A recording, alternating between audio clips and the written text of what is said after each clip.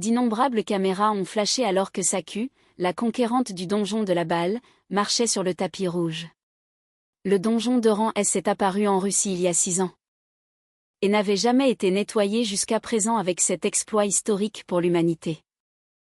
La joueuse de haut rang est félicitée, jouant avec ses cheveux, elle minimise l'exploit en disant que le résultat était attendu.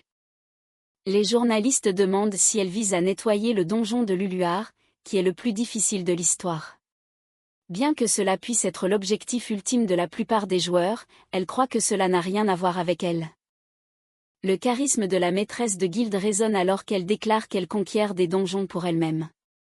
En la regardant partir, les journalistes posent des questions sur l'ancien maître. Et les rumeurs de conflits parmi les joueurs russes. Des images en direct de la rencontre sont diffusées sur les téléphones des spectateurs, y compris celui de Kazuo, qui dit tranquillement qu'il est temps pour son travail à temps partiel. Il se prépare. Car il doit transporter des fournitures nécessaires au donjon ce jour-là. La déclaration charismatique et audacieuse de Saku était encore fraîche dans son esprit. Et il ne pouvait s'empêcher de soupirer à sa confiance en ses propres mots. Alors que le soleil était sur le point de se coucher, il marchait dans les rues avec un esprit désireux. Devant lui se tenait l'énorme tour que, comme tant d'autres, il rêvait de défier. Luluar était le premier donjon à jamais apparaître. Et avec la plus haute difficulté, il n'a jamais été nettoyé auparavant. Chaque fois que les nouvelles présentaient un nouveau joueur, Kazu espérait que son nom serait appelé un jour. Cependant, cela ne s'est jamais produit. Son destin était scellé lorsque le médecin lui a donné le diagnostic malheureux. Qu'il était né sans compétence. Il est resté à l'hôpital un moment, désespérément et impuissant, saisissant l'idée qu'il ne pourrait jamais entrer dans le donjon. Comme les autres, il a néanmoins essayé de rejoindre des groupes. Mais a été confronté à des refus lorsqu'ils ont entendu parler de sa condition. Peu importe l'effort qu'il a fourni, il était considéré comme une perte de temps. Même les amis qu'il s'était fait dans des petits boulots se demandaient pourquoi il n'avait pas abandonné son rêve. Il ne disait pas cela pour être méchant. Et essayait juste d'être franc avec la vérité. La réalité était difficile à accepter. Mais il ne pouvait pas changer le fait qu'il était sans compétences. C'est un terme pour ceux qui ne peuvent pas bénéficier des compétences. Et qui ne peuvent pas devenir des joueurs. Si quelqu'un comme ça devait entrer dans un donjon, 90% meurent tandis que les autres disparaissent. En conséquence, le gouvernement a interdit à de telles personnes d'être impliquées avec les portes de donjons en premier lieu. Kazuo savait déjà qu'il n'était pas l'un des élus. Mais il ne pouvait pas abandonner et s'accrochait en prenant des petits boulots qui le rapprochaient des donjons. Il regardait Luluar. Et se trouvait complètement idiot. Il pouvait acheter autant d'épées qu'il le voulait. Mais il n'y aura jamais un jour où il pourra les utiliser. Juste à ce moment-là, les gens furent plongés dans l'incrédulité alors que des sirènes retentissaient. Plusieurs avertissements clignotaient et sonnaient, alertant tout le monde d'une dévastatrice rupture de donjon. D'une porte voisine, une horde de dragons est apparue. Et a immédiatement commencé à semer le chaos. Plusieurs autres ont suivi, libérant des monstres dans le monde. Avec ce chaos, la ville fut enveloppée en un instant et toutes les personnes présentes tentèrent de fuir pour sauver leur vie. Cependant, les alertes continuaient à retentir, signalant la descente de encore plus de monstres. Avec sa malchance pourrie, Kazu se retrouve poursuivi par une étrange bête au milieu de la ville. Il a essayé de riposter avec sa petite lame, ne sachant pas ce qui se passait. L'acier se brise, incapable de même couper à travers les tentacules durs de l'ennemi. Il ouvrit la bouche prêt à le dévorer. Et il savait qu'il n'était qu'à quelques instants de la mort, juste à ce moment-là, le bruit d'une lame qui se dégaine chuchota alors qu'une flamme éblouissante éclata. Alors qu'un épéiste coupait gracieusement à travers le monstre, mettant fin au combat d'un seul coup, la femme demande à Kazu s'il a été blessé d'une manière ou d'une autre. En la regardant, il reconnaît Sarah, une maître épéiste de rang S qui se classe 8e au monde, il incline la tête et la remercie de l'avoir sauvée, elle lui donne un aperçu de ce qui se passait. Et lui dit de fuir la zone aussi vite que possible. L'homme impuissant insiste pour rester. Arguant qu'il doit y avoir quelque chose qu'il peut faire, cependant, la seule chose qu'il pouvait faire dans cette situation était de courir. Aussi loin qu'il le pouvait sans regarder en arrière, il essaie un moment de protester. Mais se retient de parler davantage puisqu'il sait qu'elle a probablement raison après tout. Se tenant entre lui et les bêtes, le joueur lui ordonne de fuir encore une fois. Avec cela, Kazu fait demi-tour et la laisse seule. Il a couru longtemps et ses poumons ont bientôt commencé à brûler de douleur. La discrétion était impérative pour sa survie avec d'innombrables monstres errants dans les rues. Puisque les routes principales sont beaucoup trop exposées, il doit naviguer à travers les ruelles étroites. Là, il s'arrête, choqué par la vue qui s'offre à lui. Devant lui se trouve une femme habillée avec élégance, gravement blessée, allongée sur le sol, à peine capable de parler. Elle le regarde et demande faiblement s'il est un humain, il ne répond pas et priorise son hospitalisation. Malgré le fait qu'il sache qu'elle n'a plus d'espoir, se remémorant le visage résolu et héroïque de Sarah ainsi que le souvenir de l'avoir laissée seule, il refuse de s'échapper seul à nouveau. Après tout, il doit y avoir quelque chose qu'il peut faire pour la fille devant lui. Se sentant obligé d'aider, il tend la main pour la porter, mais elle lui frappe la main avec dégoût. La fille déclare qu'elle n'est pas tombée si bas pour avoir besoin de l'assistance d'un simple humain. À sa frustration, Kazu ne se soucie pas de sa colère et de sa fierté, la femme finit sur son dos alors qu'il la soulève, elle exige d'être relâchée. Mais il lui dit de s'accrocher fort car il va courir. Au-dessus d'eux, un dragon observait la ville depuis les cieux, il rassembla de la mana dans sa bouche. Et avec un rugissement assourdissant, il libéra une explosion catastrophique de pouvoir magique. L'attaque était suffisamment forte pour oblitérer des blocs entiers, soulevant tout le périmètre. Et brûlant à travers des gratte-ciel en béton comme du coton, avec la femme sur son dos, Kazu continua de sprinter, désespéré d'échapper aux explosions. Cependant, la seule onde de choc suffisait à le projeter. Et il tomba au sol sans contrôle de son corps, grimaçant alors qu'il se redressait, le pauvre jeune homme se demandait ce qui s'était passé. À travers un trou dans le mur, il voit l'œil du dragon jeter un coup d'œil et le regarder droit dans les yeux, la terreur remplissait son cœur et des frissons parcouraient sa colonne vertébrale. Pourtant, pour une raison quelconque, le monstre détourna le regard et s'en alla sans se soucier, il s'envola à nouveau dans le ciel. Comme s'il cherchait délibérément une cible, il met de côté sa confusion pour le moment, se rappelant qu'il y a quelqu'un qu'il doit aider. En regardant autour de lui, il voit la femme au sol. Et le chaos qui approche rapidement, son corps est soulevé. Et un jeune homme se met à courir à nouveau, se sauvant du feu. Pendant ce temps, elle ouvrit lentement les yeux et demanda pourquoi il s'efforçait tant.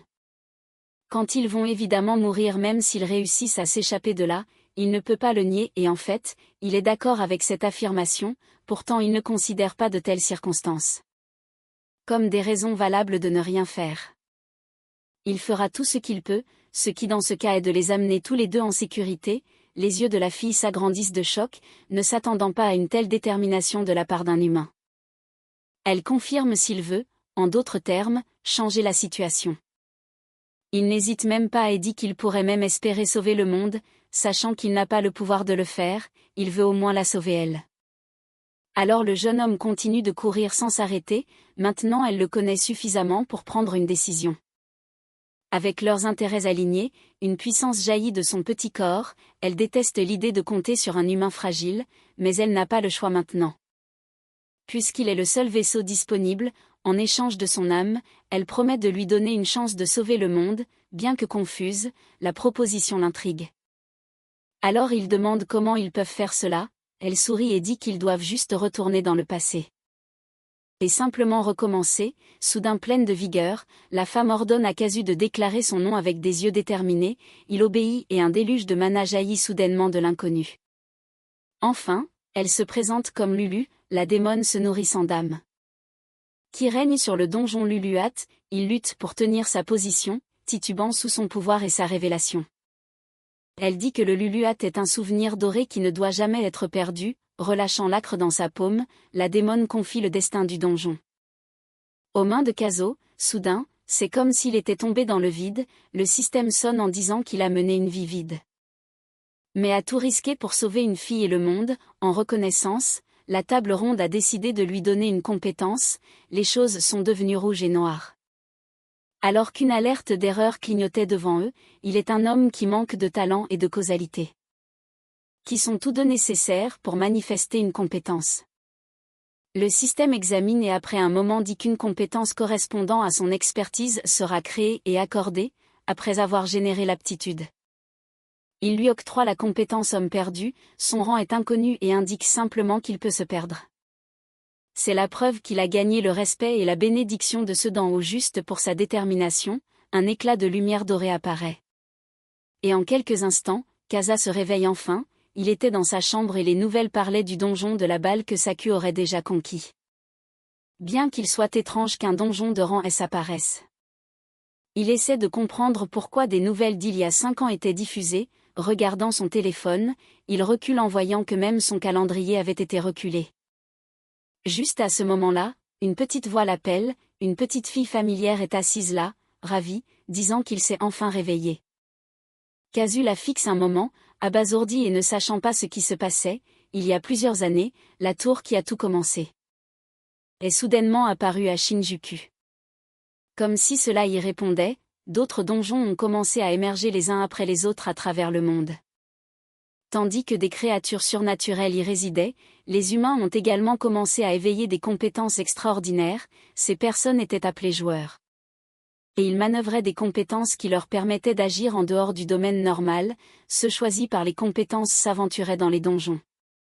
Marquant une nouvelle ère centrée autour d'eux dans l'un des foyers les plus communs de la ville. Le seigneur démon Lulu a salué Kazuo qui venait de se réveiller, il a sauté de choc et de confusion, se demandant ce qui s'était passé. En partageant la chose la plus normale, elle déclare qu'il a régressé. En voyant le jeune homme dans un tourbillon encore plus grand de perplexité, prouvé par son corps plus jeune, elle explique. Et dit qu'il est revenu environ 6 ans dans le passé grâce à sa magie grandiose et incroyable, encore sous le choc, il a du mal à y croire. Mais rien n'est impossible pour le seigneur démon, cela dit, elle a perdu la plupart de ses pouvoirs en le faisant, c'est pourquoi son corps a aussi l'air plus petit que d'habitude, il y pense. Et voit une petite ressemblance avec sa forme plus âgée. Passant à autre chose, elle dit qu'elle a rempli sa part et qu'il est maintenant temps pour lui de tenir son engagement, après tout, il doit commencer à travailler sur l'arrêt de la rupture du donjon. Bien qu'il aimerait faire quelque chose à ce sujet, l'homme faible n'a aucune idée de ce qu'il doit faire, la rupture était une calamité causée par les seigneurs démons régnant sur les autres donjons. Leur objectif était d'envahir Luluat, qui contenait la plus grande concentration de magie au monde. Comme ils ne pouvaient pas vaincre quelqu'un d'aussi puissant que Lulu seul, ils ont allié tous les donjons ensemble, en d'autres termes, ils peuvent changer cet avenir. S'ils conquièrent systématiquement toutes les portes en 6 ans, avec un visage abattu. Kazu partage qu'il y a un énorme défaut dans son plan.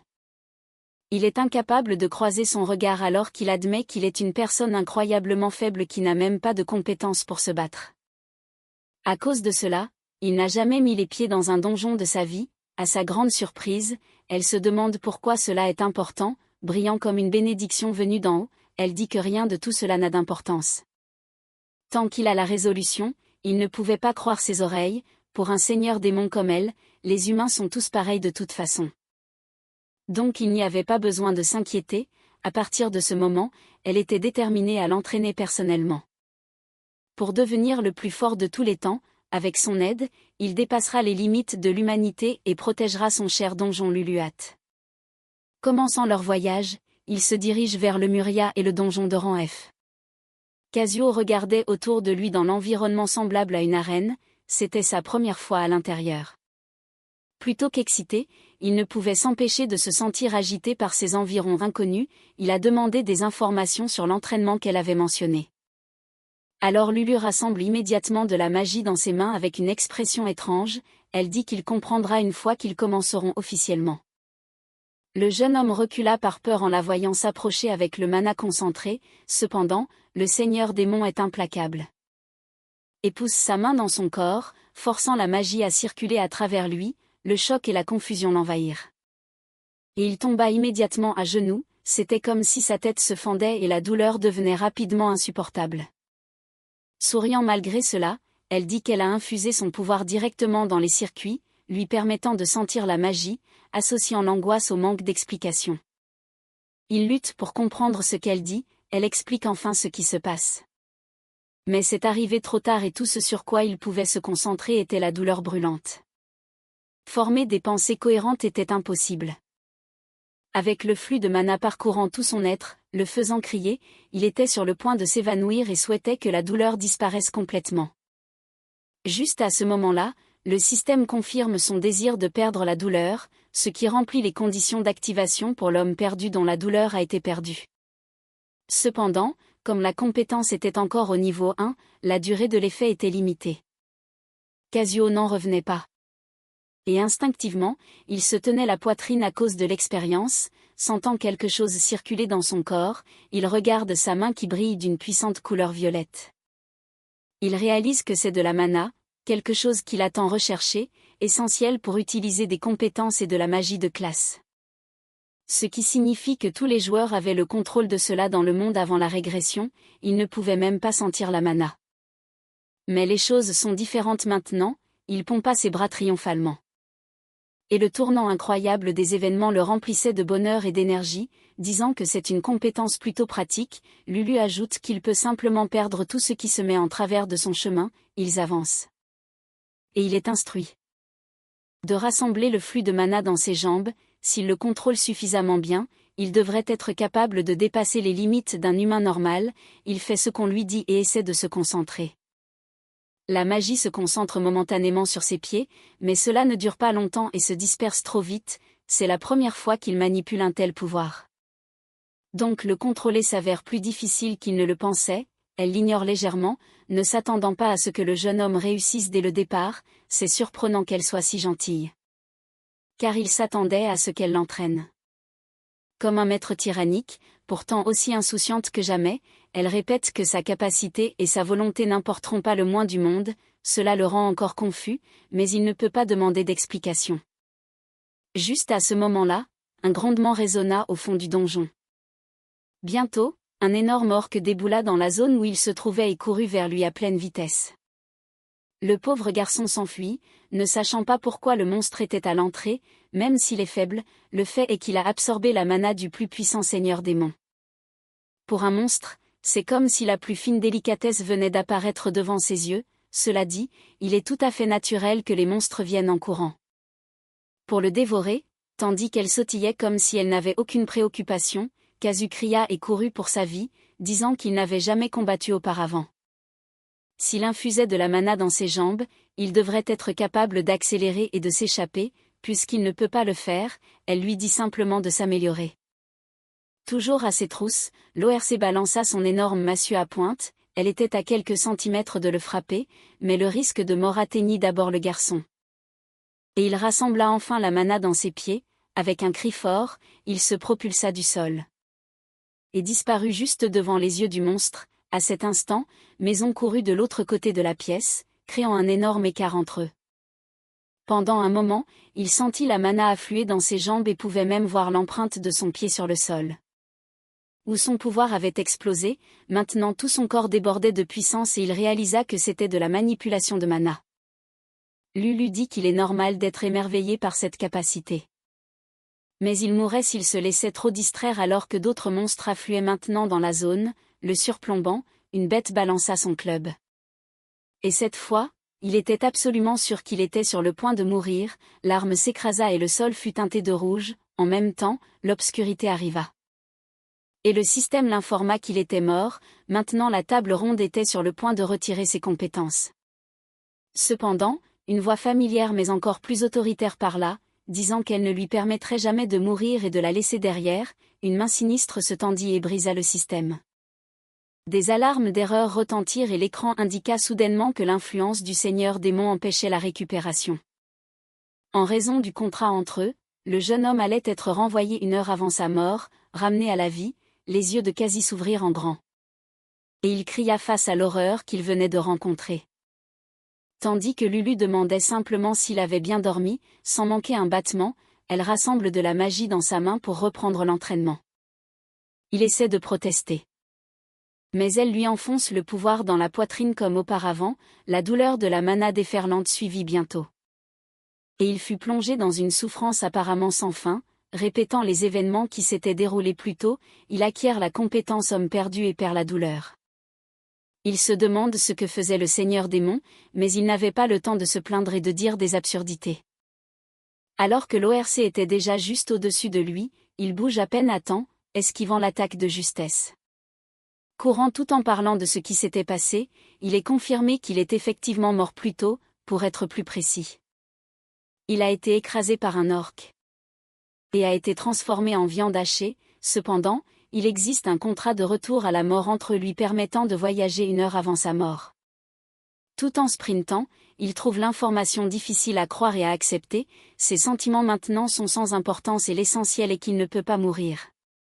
Jusqu'à ce qu'il arrête la rupture, ils sont tous les deux dans le même bateau et comme elle l'a dit lors de sa première mort, il n'y a aucun moyen qu'elle lui permette de la laisser derrière, en échange, il doit lui montrer sa détermination.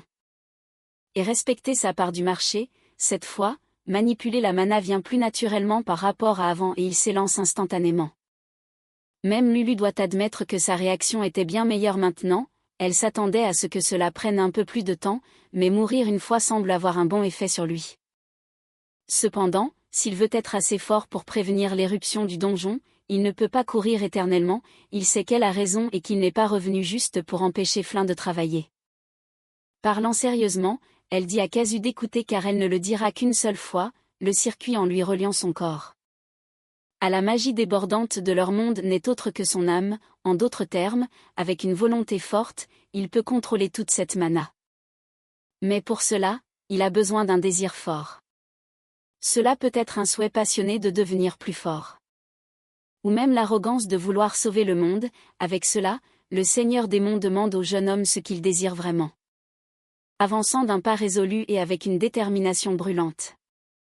Il déclare son objectif d'atteindre le sommet de la force et d'arrêter la rupture du donjon. L'ORC balança son gourdin sur le côté mais cette fois, il tint bravement son terrain et se baissa parfaitement. Au lieu de fuir, il courut vers le monstre en criant alors qu'il serrait son épée, enveloppant tout son corps et son arme de magie. Il frappa et coupa l'ennemi en deux, il tomba au sol et le joueur fumait.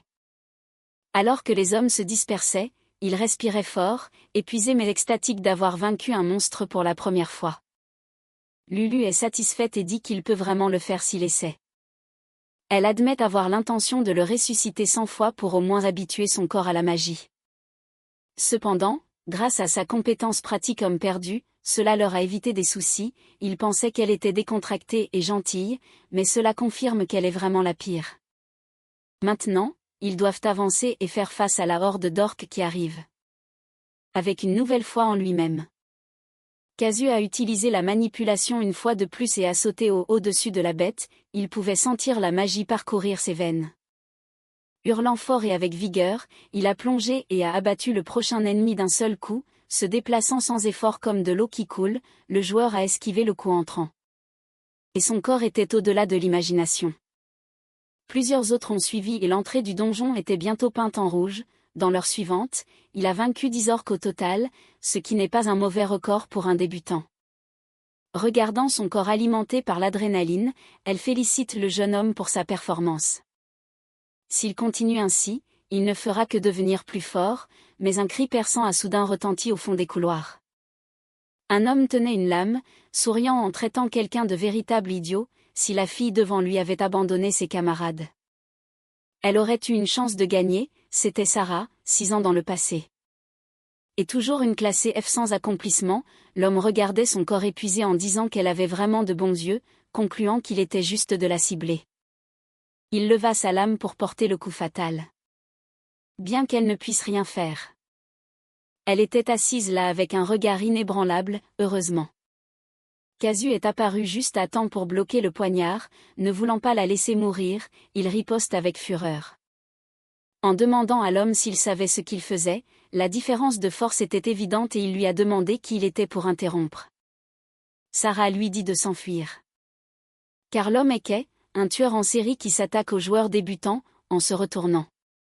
Il reconnaît enfin la femme comme la même personne qui le sauvera 6 ans dans le futur. Amusé, l'homme a mis la pression et a frappé à plusieurs reprises.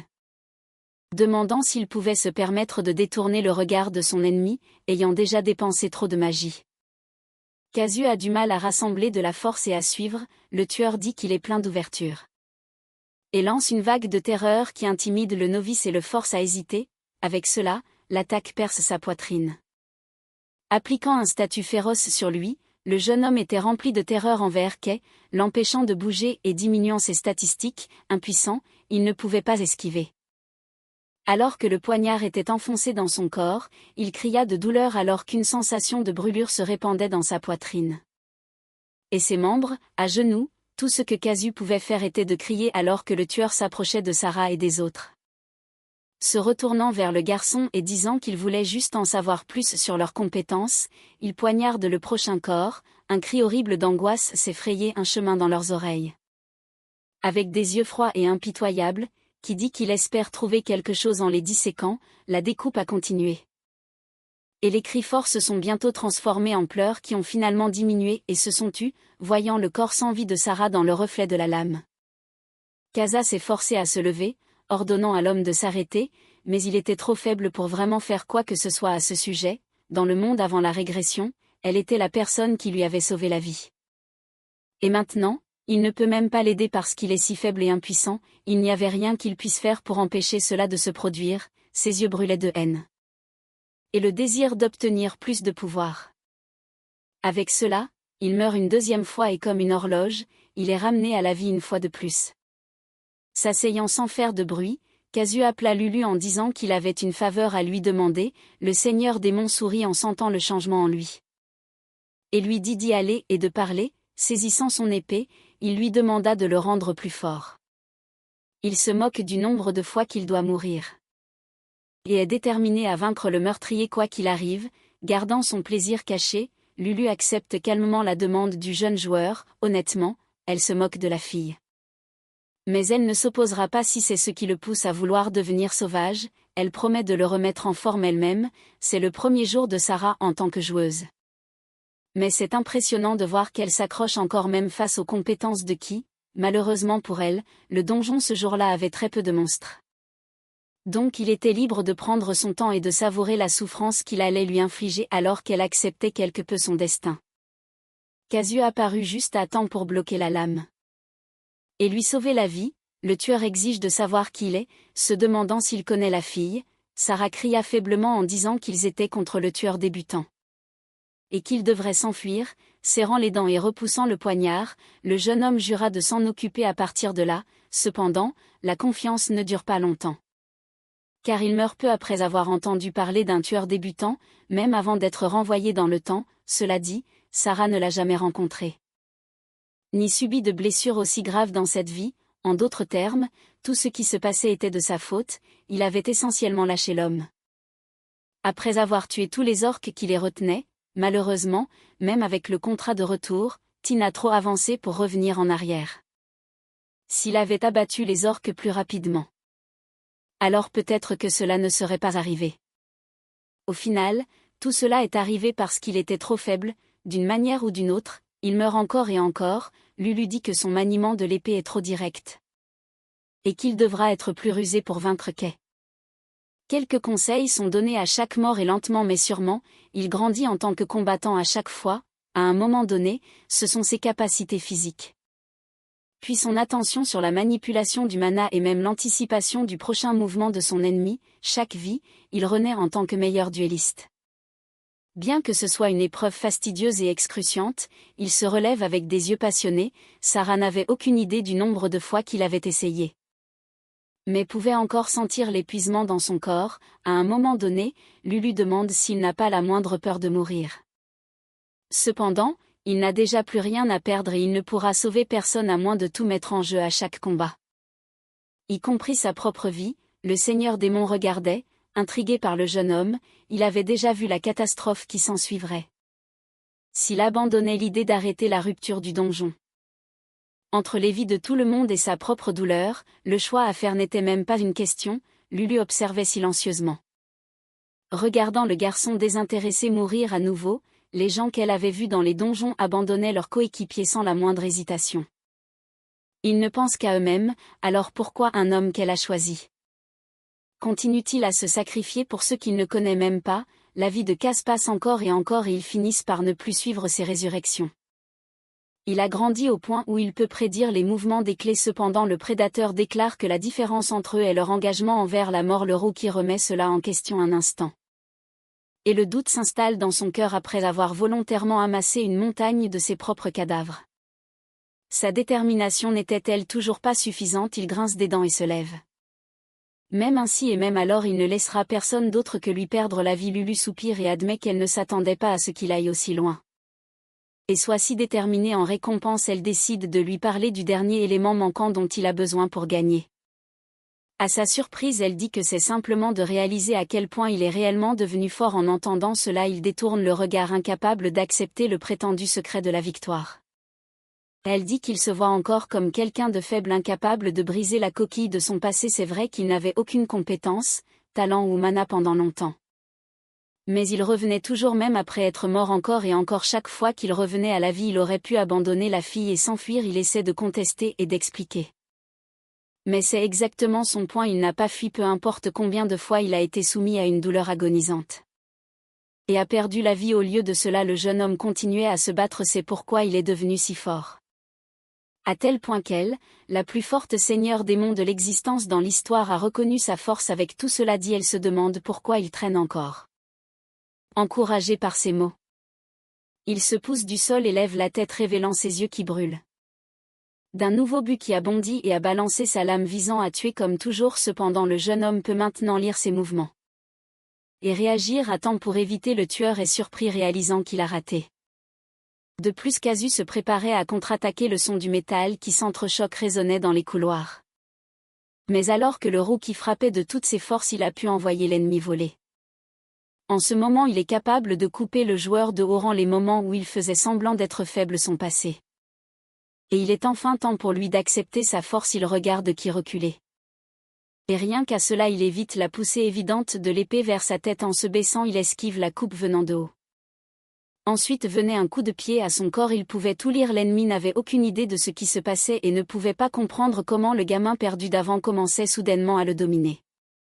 Le garçon d'avant était trop faible pour même balancer correctement son épée et avait peur de ses attaques. Alors comment a-t-il soudainement eu la force suffisante pour repousser quelqu'un d'aussi expérimenté que qui? Voyant sa chance, Kazu a saisi sa lame et l'a levée haut. L'homme perdu s'est activé et sa peur a été annulée. À cet instant, il a frappé d'en haut. Mais le large coup donne confiance au tueur, croyant qu'il a baissé sa garde. Sa compétence amplifie la peur d'une cible lorsqu'il aperçoit une ouverture. Mais il a déjà annulé ce debuff. En d'autres termes, la compétence de qui ne fonctionnera pas sur lui, peu importe à quel point il est touché directement. Voyant le jeune joueur avancer sans hésitation, l'homme ne pouvait pas comprendre pourquoi son pouvoir avait été annulé. Quoi qu'il en soit, il était déjà à portée. Et il ne devrait pas y avoir moyen de bloquer la prochaine attaque. Juste à ce moment-là, l'homme perdu s'est activé à nouveau, annulant complètement la douleur de l'utilisateur. Traînant sa lame dans le flanc du jeune homme, qui était sûr d'avoir gagné. Cependant Kazuya sourit, ne ressentant rien du tout. Il a saisi la lame à main nue, l'empêchant de pénétrer plus profondément. Et maintenant, en maintenant l'ennemi en place, Kei ne comprenait rien de la façon dont la lame avait été attrapée. Ni pourquoi ses compétences ne fonctionnaient pas. D'un autre côté, Kazu était satisfait de sa position. Enfin, après avoir amassé une montagne de ses propres cadavres, il avait rattrapé le tueur en série. Et était assez fort pour le vaincre. Maintenant, de l'autre côté de la pièce, c'était au tour de Kei d'être frappé par la peur. Avec cela, Kazuo porte le coup fatal et met fin à son cycle répété de mort et de renaissance. Refusant d'abandonner, l'homme rampait au sol, gravement blessé. Et l'a traité de faible. À vrai dire, il a perdu et est mort 187 fois, mais à la fin de tout cela, c'est lui qui se tenait victorieux. Après cela, des membres de la guilde de Sarah sont arrivés pour les soutenir. Et ont soigné les blessures de tout le monde. Elle s'est excusée profusément auprès de lui, promettant de réparer les événements qui s'étaient produits. Il la réconforte en disant que personne n'est mort malgré tout. Et cela seul suffisait pour lui. Ils n'ont pas grand-chose d'autre à dire ou à faire, si ce n'est s'incliner et exprimer leur gratitude à leur sauveur. Après être revenu de ses morts précédentes, Lulu se plaint qu'il a mis un certain temps. Même ainsi, elle lui offre un sourire étrangement chaleureux. Et félicite Kazu pour le travail bien fait. Contre sa volonté, des larmes ont commencé à couler. Alors qu'un flot d'émotions parcourait son corps, tandis qu'elle comprend le sentiment, le seigneur démon devient rapidement espiègle. Et demande pourquoi ils pleurent pour une si petite affaire. Leur objectif est d'arrêter la rupture du donjon et pour cela, ils doivent surpasser les soi-disant joueurs de rang S qui se tenaient au sommet. Si elle devait lui donner un nom, elle le qualifierait de joueur de rang seigneur démon, qui est au même niveau que des êtres comme elle-même. Ce n'est pas quelque chose qu'un humain désirerait habituellement. Mais il lui offre un sourire timide, acceptant de relever le défi. À partir de ce moment-là, il s'est engagé à devenir aussi fort qu'elle, il sait que l'entraînement sera dur et infernal. Mais il fera de son mieux pour surmonter tout ce qu'elle lui lancera. Et changer l'avenir qu'il s'efforce d'éviter. Le lendemain, Kazu se dirige rapidement vers le bâtiment de l'Association des joueurs du Japon. Il vient d'être enregistré en tant que joueur. Mais avec un tel palmarès, il devrait bientôt pouvoir monter en grade. En plus d'avoir vaincu des orques. Il a également vaincu le meurtrier recherché le premier jour en tant que membre enregistré de l'association. Cela semble impossible, d'autant plus avec les soupçons que K a faussement abaissé son rang pour pouvoir cibler les joueurs débutants, le grand outil de mesure en forme d'orbe bip. Il dit que sa contribution dépasse le seuil requis. Et il a été récompensé du titre de joueur de rang E, des améliorations à son niveau et à ses statistiques ont immédiatement suivi, même la compétence homme perdu a eu un tas de bonus de puissance, avec cela, il était enfin un rang E. Et il aura l'opportunité de choisir sa classe plus tard. Il attend dehors devant un bâtiment, Sarah arrive et s'excuse de l'avoir appelé à si court préavis. Kazu recule en la voyant briller alors qu'elle marchait, entourée de nombreux gardes du corps, et lui demande s'il y a quelque chose qui ne va pas. Il reprend ses esprits et insiste profusément sur le fait que ça va, il a oublié à cause de tout ce qui s'est passé. Mais elle est la fille d'un conglomérat de haut niveau. Avant la régression, elle était aussi une joueuse géniale qui a atteint le rang 8 dans le monde avec sa compétence de type mental. Même dans ce monde, son œil de vérité était célèbre comme l'une des compétences mentales les plus élevées. C'était une capacité qui pouvait voir à travers les mensonges, pas seulement les mensonges et la tromperie. Mais aussi toutes les feintes qu'un ennemi pourrait utiliser en bataille seraient complètement lisibles. Elle le remercie encore pour hier, ajoutant qu'elle est en vie grâce à son aide. Il découvrit plus tard qu'elle n'avait jamais tenté de raid de donjon auparavant. Mais elle a réussi à combattre Kai. À sa grande surprise, elle agit de manière amicale, prenant même sa main tout en exprimant sa gratitude alors qu'ils discutaient de la veille. Ils se sont déplacés vers un café voisin pour parler des différentes classes de joueurs. Cela pourrait aussi être un peu insistant de sa part. Mais elle l'encourage à procéder à la sélection de classes ce jour-là. Une classe est comme une profession, largement divisée en 3 types, et reflète ensuite la personnalité du joueur. Pour les classes basées sur le physique, il y a des guerriers, des chevaliers et des voleurs. Les classes basées sur la magie incluent les sorciers et les prêtres habituels, et pour les classes mentales, il y a des options uniques et spécialisées comme les alchimistes et les invocateurs. Avant la régression, Kazo était honnêtement un geek des joueurs. Donc il a fait beaucoup de recherches sur ce sujet. Quand il a rencontré Sarah pour la première fois, elle a choisi la classe de maître d'épée, qui avait la capacité unique de contre. Associée à sa compétence de détection des mensonges, elle voyait clairement les actions de son adversaire et réalisait des contres parfaits. Une autre chose à noter est que les compétences et les classes ont des facteurs de compatibilité. Si quelqu'un avec des compétences basées sur la magie choisit une classe de magie, la synergie augmentera le pouvoir. À l'inverse, si quelqu'un avec des compétences magiques choisit une classe physique, il finira par être un touche-à-tout. Bien qu'elle ne sache pas exactement quelle est sa compétence, Sarah lui conseille d'être prudent lors de son choix. Cela dit, puisque « perdu » est une capacité sans précédent, il n'a aucune idée de ce qu'il doit choisir pour sa classe. Lulu flottait autour d'eux, intrigué par les humains. Et leur logique derrière le fait d'avoir des capacités. Avec leur conversation, la fille part en premier, impatiente de faire évaluer sa classe. Il attendait près du café et elle est revenue assez vite, le remerciant d'avoir attendu. Elle a demandé à propos de sa classe, disant qu'elle avait 4 options, y compris maître d'épée et paladin. Elle dit cela. Mais obtenir autant d'options en premier lieu la classerait comme une génie. C'était incroyable, mais parmi tous ses choix, elle a décidé de prendre la classe de mage de rang S. Il est choqué, ayant l'impression que le nom ne correspond pas au rang. Il jette un œil à la description de la classe. Et confirme que c'est du sérieux. Avant de voyager dans le temps, elle avait choisi la classe de maître d'épée de rang A. Avec cela, elle dit qu'elle peut se tenir côte à côte avec des gens courageux. Comme lui. En l'entendant le décrire comme une personne courageuse, Casa ne peut s'empêcher de se sentir ravie, ne s'attendant pas à ce qu'elle le voie de cette façon. Maintenant, il est temps pour lui de passer à son tour. Il se dirige vers une grande salle avec un cristal étrange, pas très différent du maître de rang de joueur qu'il avait utilisé auparavant. Avant, il n'avait même jamais eu la chance de choisir une classe. Donc il ne sait pas quelles options vont apparaître. Il tend la main et l'orbite répond immédiatement, procédant à l'évaluation de l'aptitude de classe. Cependant, une erreur rouge apparaît rapidement. Il est confus car cela n'était jamais arrivé auparavant. Une réaction inconnue a été détectée.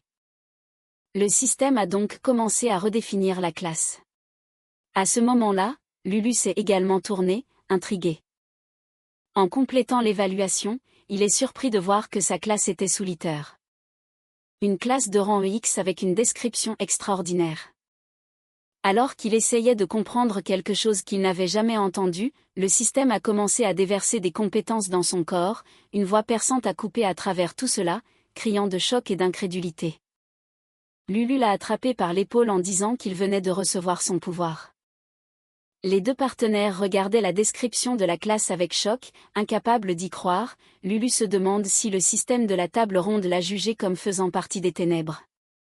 Ensemble, ils ont examiné les compétences, dont la plupart étaient liées à la mort.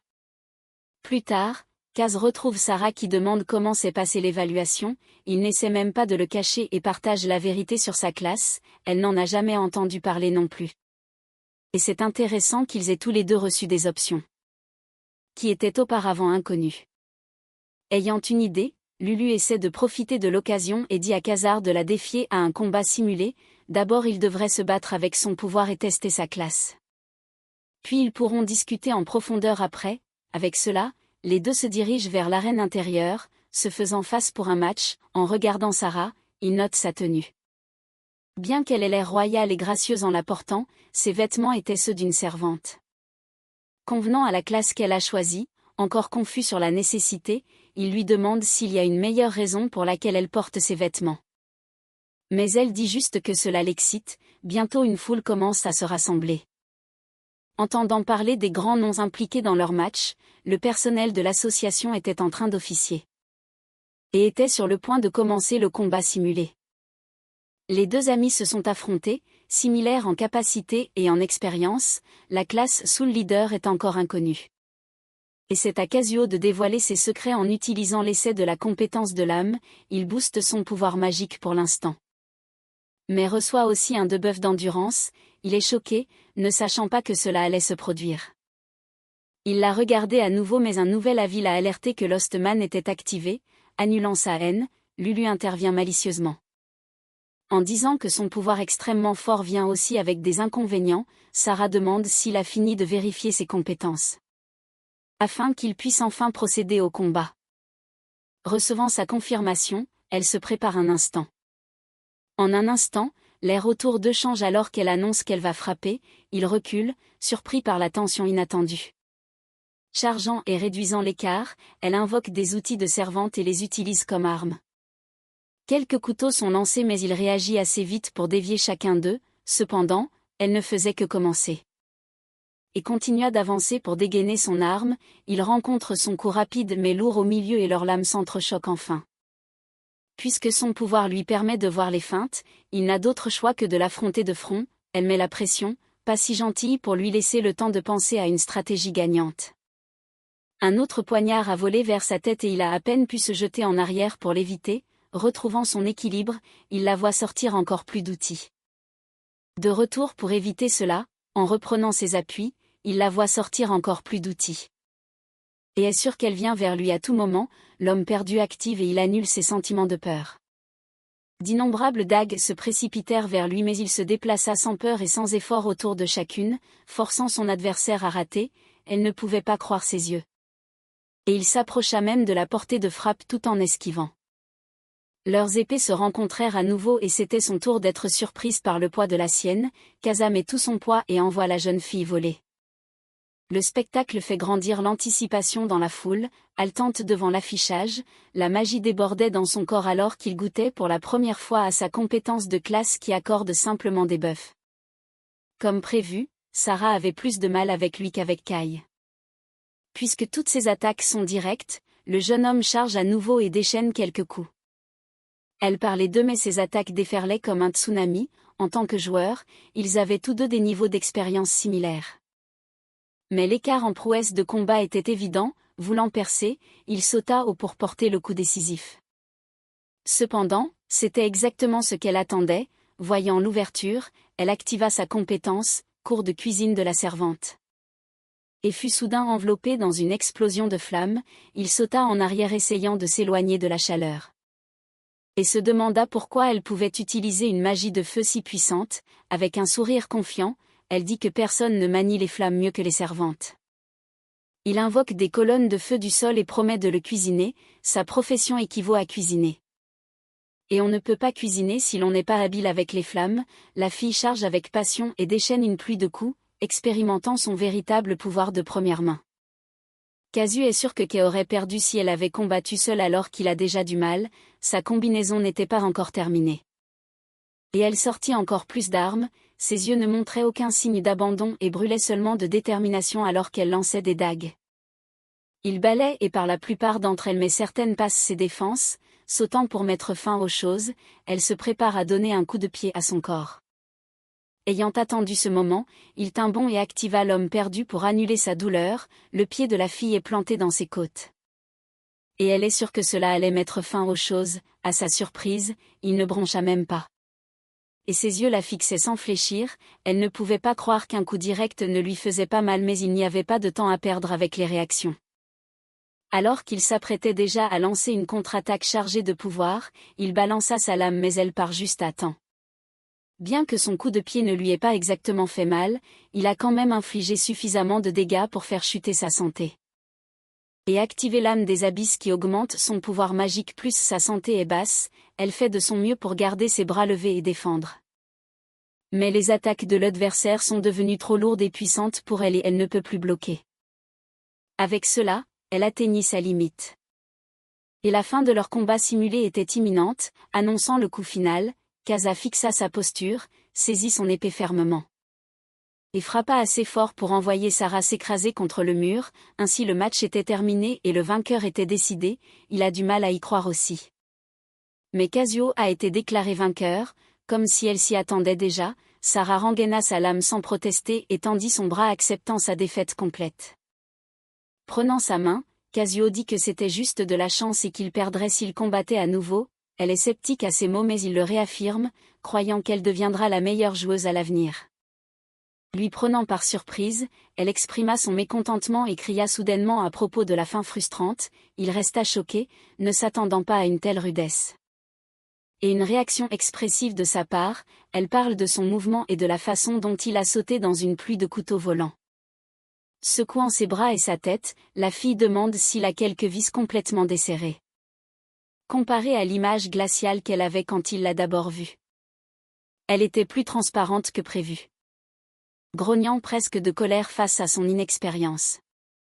Elle admet qu'elle s'attendait à gagner avec le coup de pied tournant, elle lui a soudainement pointé du doigt et avec un énorme sourire sur son visage, elle promet de ne pas perdre leur prochain duel. Excité par l'idée de se retrouver à nouveau dans la même arène, il lui rend son sourire et promet de gagner à nouveau le lendemain. Kazuma se dirigea vers la porte du donjon de rang E, Rome. Confirmant leur cible avec Lulu, elle dit que ce sera l'endroit parfait pour tester les capacités de Souliter, elle prétend avoir choisi un donjon de bas niveau pour lui et lui dit de prendre ça doucement pour l'instant. Alors qu'il entrait, le seigneur démon ne pouvait s'empêcher de sourire avec malice, l'humain entra et avec lui, une aura rouge le suivit dans la porte. Plus tard, le personnel de patrouille de la porte cria de choc en voyant Rome. Ils rapportèrent d'urgence à leur capitaine une montée de magie signifiant l'apparition d'un donjon rouge. Ainsi, l'association et la guilde des Sans-Fleurs furent immédiatement appelés à l'aide, Kazu était à l'intérieur, inconscient de ces développements. Car il était trop occupé à labourer des groupes de monstres. D'énormes chevaliers armés venaient à lui de toutes les directions.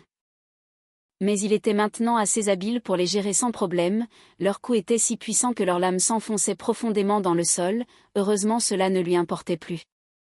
Alors que le joueur les voit facilement et contre-attaque, il tranche à travers tout. Manœuvrant rapidement autour des ennemis, il finit par tous les abattre et se demande pourquoi les monstres de rang sont si forts, elle a planifié tout cela. Mais même Lulu est surprise qu'il les élimine du premier coup, les monstres en pleine frénésie berserkée devraient être plusieurs fois plus forts. Et pourtant il les surpasse sans même recourir à la mort retour, une fois, elle sourit de satisfaction devant la croissance inattendue de son vaisseau. Avec cela, elle ne peut tout simplement pas s'empêcher de voir son intérêt pour lui grandir. Comme le seigneur démon l'est toujours, sa conclusion fut de préparer un entraînement encore plus sévère. Adapté à sa force, juste à ce moment-là, le système émit un bip indiquant que la capacité sous liter s'est activée automatiquement, le mana du chevalier devant Kazu a augmenté et a été absorbé dans son corps. Le jeune homme ressent la puissance le traverser, suivant l'augmentation de la capacité de mana et des statistiques, le propriétaire original de la compétence explique qu'il a consommé l'âme du monstre et l'a converti en mana. En d'autres termes, plus il vainc d'ennemis, plus il devient fort, ce qui est l'essence de sa capacité. Il n'est pas surpris de tout ce qu'elle sait, ayant traversé cela elle-même, quant à la véritable essence de Souliter. Elle tend la main vers une concentration de mana provenant de la nuit, il est d'abord confus. Mais le système initie ensuite la capacité sous l'Harvest, après un moment d'évaluation, il annonce qu'il a réussi à acquérir l'âme du monstre. Étonnamment, une description pas si différente de ses propres statistiques est apparue pour le nouveau sujet, une âme est le cœur d'un monstre. Et lui fournir du mana la matérialiserait. En agissant comme on lui a dit, il verse de la magie dans l'âme, déclenchant immédiatement la matérialisation. Après quelques secondes, le chevalier d'avant réapparaît. Maintenant, il ressemble à une silhouette transparente. Kazu était ravi, disant que c'était comme un sort d'invocation, mais elle lui dit de ne pas le sous-estimer, cela ressemble seulement à une marionnette parce que son mana est encore insuffisant. Mais l'incarnation de l'âme est une capacité égale à la création de la vie elle-même. Sa description le laisse un peu sans voix. Puisque le seigneur démon était si petit maintenant, il avait oublié quel était l'être le plus puissant qui existe. Voyant son hochement de tête condescendant, Lulu menace de l'écraser. En essayant son nouveau pouvoir, il invoque la nuit pour se battre contre un autre monstre. Pendant qu'il est préoccupé par son sujet, le joueur cherche une ouverture et se jette pour l'éliminer sans problème. Maintenant, un seul coup suffit. Il rassemble l'âme lui-même cette fois. Et acquiert lentement une collection d'âmes. Le seigneur démon le loue, disant qu'il commence enfin à maîtriser cela. Cela dit, il ne peut invoquer que quelques-unes pour une durée limitée. Il vise donc à devenir encore plus fort. Elle sourit, heureuse qu'il ait enfin commencé à développer de l'ambition. Après un bon moment dans le donjon, il parvient à collecter 3 âmes au total. Ce n'est pas mal du tout. Mais il est temps de passer à l'étape suivante. Avec cela, le seul qui restait était le gigantesque chevalier rouge, le fixant avec puissance. Sa simple présence ferait fuir d'autres joueurs. Mais Kazu n'était plus comme les autres. Là, il tenait bon et le regardait droit dans les yeux, prêt pour son premier véritable combat de boss. Pendant ce temps, dans le bureau du maître de la guilde des 100 fleurs, un petit attendant courut d'urgence vers Saku avec quelque chose à rapporter. Dans ses mains se trouvait une pile de documents, et, pour une raison quelconque, parmi ceux-ci se trouvait le dossier de Kaz. La maître de la guilde, déjà la 3e au monde à ce moment-là, se tourna vers elle. La fille rapporte qu'un débordement de mana a eu lieu à Rome, provoquant l'émergence d'un donjon rouge. Saku soupire de frustration, considérant tout cela comme une corvée. Elle ordonne que leur bérancaire soit dépêché. Et que le 4e escadron soit prêt, juste au cas où, demandant si quelqu'un est déjà entré. On lui parle de Kazu entrant dans le donjon tout seul. La femme s'arrête un moment, ayant l'impression d'avoir déjà entendu ce nom. Cela dit, elle l'écarte en disant qu'un Euranker n'est pas quelqu'un dont il faut se soucier. Tendant la main, Elle demande à avoir son ensemble habituel de rapports. La fille lui remet alors la liste. Et les photos de tous ceux qui ont approché Sarah la veille. La sœur aînée feuillette rapidement, traitant tout le monde de déchets pour avoir osé s'approcher. Elle s'arrête en voyant une certaine feuille. Gagnant en intensité, elle regarde une photo de Kazumi et de sa sœur dans le café et demande qui il était. On lui dit que c'était pendant le déjeuner. Avec cela, Saku se souvient enfin pourquoi le nom du garçon lui était familier, c'est celui qui a combattu avec Sarah, mais elle n'y avait pas prêté attention. Trop concentrée sur la grâce de sa sœur. Trop concentrée sur la grâce de sa sœur. Presque en train de griffer la photo, elle maudit le jeune homme. L'appelant un autre insecte sans valeur qui s'accroche à Sarah, pendant ce temps dans le bureau du patron de Rome. Kaza se réveille pour la 24e fois, se prélassant, Lulu demande combien de temps il compte se battre, mais l'ennemi est tout simplement trop fort. Elle l'observe amusée, bien consciente que ce n'était pas un boss ordinaire, après tout le monstre était surchargé par la surge de mana. Donc il ne peut pas vraiment s'attendre à une victoire facile. Il se plaint en se rappelant comment elle avait soi-disant choisi une porte avec la difficulté parfaite. Malheureusement, il ne peut pas contester le concept selon lequel affronter de puissants adversaires est la façon dont on grandit. Il lui crie qu'il n'aurait jamais dû lui faire confiance en premier lieu. La distraction lui coûte presque la vie, mais le jeune homme parvient à peine à esquiver un coup. Il grince des dents, l'écart de force était si grand qu'il ne pouvait même pas l'égratigner. Et une seule erreur signifiait la mort, il fait de son mieux pour rester en vie pour l'instant, après tout, ce n'est pas comme si ses attaques ne faisaient rien. Remarquant que son bras a été renvoyé, le chevalier rouge a suivi avec un coup de poing, Kazuo a instinctivement activé Lost Man, annulant sa douleur alors qu'il bloquait avec son bras nu. Avec cette attaque, sa santé est tombée en dessous de 50%, permettant à son skill d'augmenter drastiquement, sa puissance magique déferlant avec une nouvelle force. Il repousse la perte d'âme, ce qui le renforce considérablement. Alors qu'il frôle la mort et que les conditions d'activation sont strictes. Le rendement en mana est plusieurs fois plus grand. Avec cela, la vraie bataille commence enfin, ayant maintenant plus de réserves de mana. Il utilise l'ordre de l'âme et manifeste ses chevaliers armés, leur ordonnant d'attirer l'attention de l'ennemi, ce n'est pas destiné à attaquer mais à se concentrer sur la défense. Et à distraire le boss autant que possible. Il fait le tour par l'arrière, sachant que son invocation ne peut pas endommager un ennemi de ce niveau. Donc, tandis qu'il se concentre uniquement sur la défense, il peut chercher des angles morts et porter un coup, le joueur balaie sa lame. Et touche directement le dos non défendu de la cible, cependant, elle reste intacte. Se tournant plutôt vers Kazu avec colère et attention. Le dévoreur d'âmes rassemble son mana et manifeste un autre chevalier d'âme, lui ordonnant de frapper l'ennemi. C'est maintenant 3 contre 1 et tout le monde est chargé d'attaquer lorsque la cible se concentre sur une personne. Les sujets font ce qu'on leur dit et frappent dans le dos de l'ennemi, il a vu les attaques d'innombrables fois avec la régression et il commençait enfin à s'y habituer. Lulu a observé qu'il se coordonnait bien sans une once de surestimation de ses capacités. Elle a prouvé sa théorie selon laquelle il brille le plus lorsqu'il est poussé à ses limites, dans la guilde des Sans-Fleurs, Saku tenait toujours la photo de Kazuo. Et a dit que tout s'était parfaitement bien passé. Un donjon rouge apparaît en raison d'un débordement de mana instable et non naturel. Ainsi la difficulté monte à un point où il est impossible pour un débutant de s'en charger seul. Elle était certaine qu'à ce moment-là, l'insecte bourdonnant autour de sa sœur n'était probablement rien de plus que de la poussière. Déchirant la photo, elle demande de manière menaçante à la secrétaire si elle est d'accord pour dire que ce parasite sans valeur devrait mourir, habitué au caractère de son maître. La fille acquiesce sans hésiter, Saku pense à l'entraînement qu'elles avaient eu. Et à la façon dont Sarah avait été projetée dans les airs à la fin, compte tenu de l'état des choses. Un rang réussissant à nettoyer un donjon rouge seul et sans précédent, la santé de Kazu tombe en dessous de 10%. Et son habileté lui infuse encore plus de pouvoir magique, lui permettant d'entrer dans un état hyperactif. Sautant haut, il leva sa lame avec un cri de guerre retentissant et frappa de toutes ses forces pour porter le coup final. Lulu sourit avec excitation et joie, sa victoire serait un événement monumental, sans précédent depuis le début de l'histoire des donjons.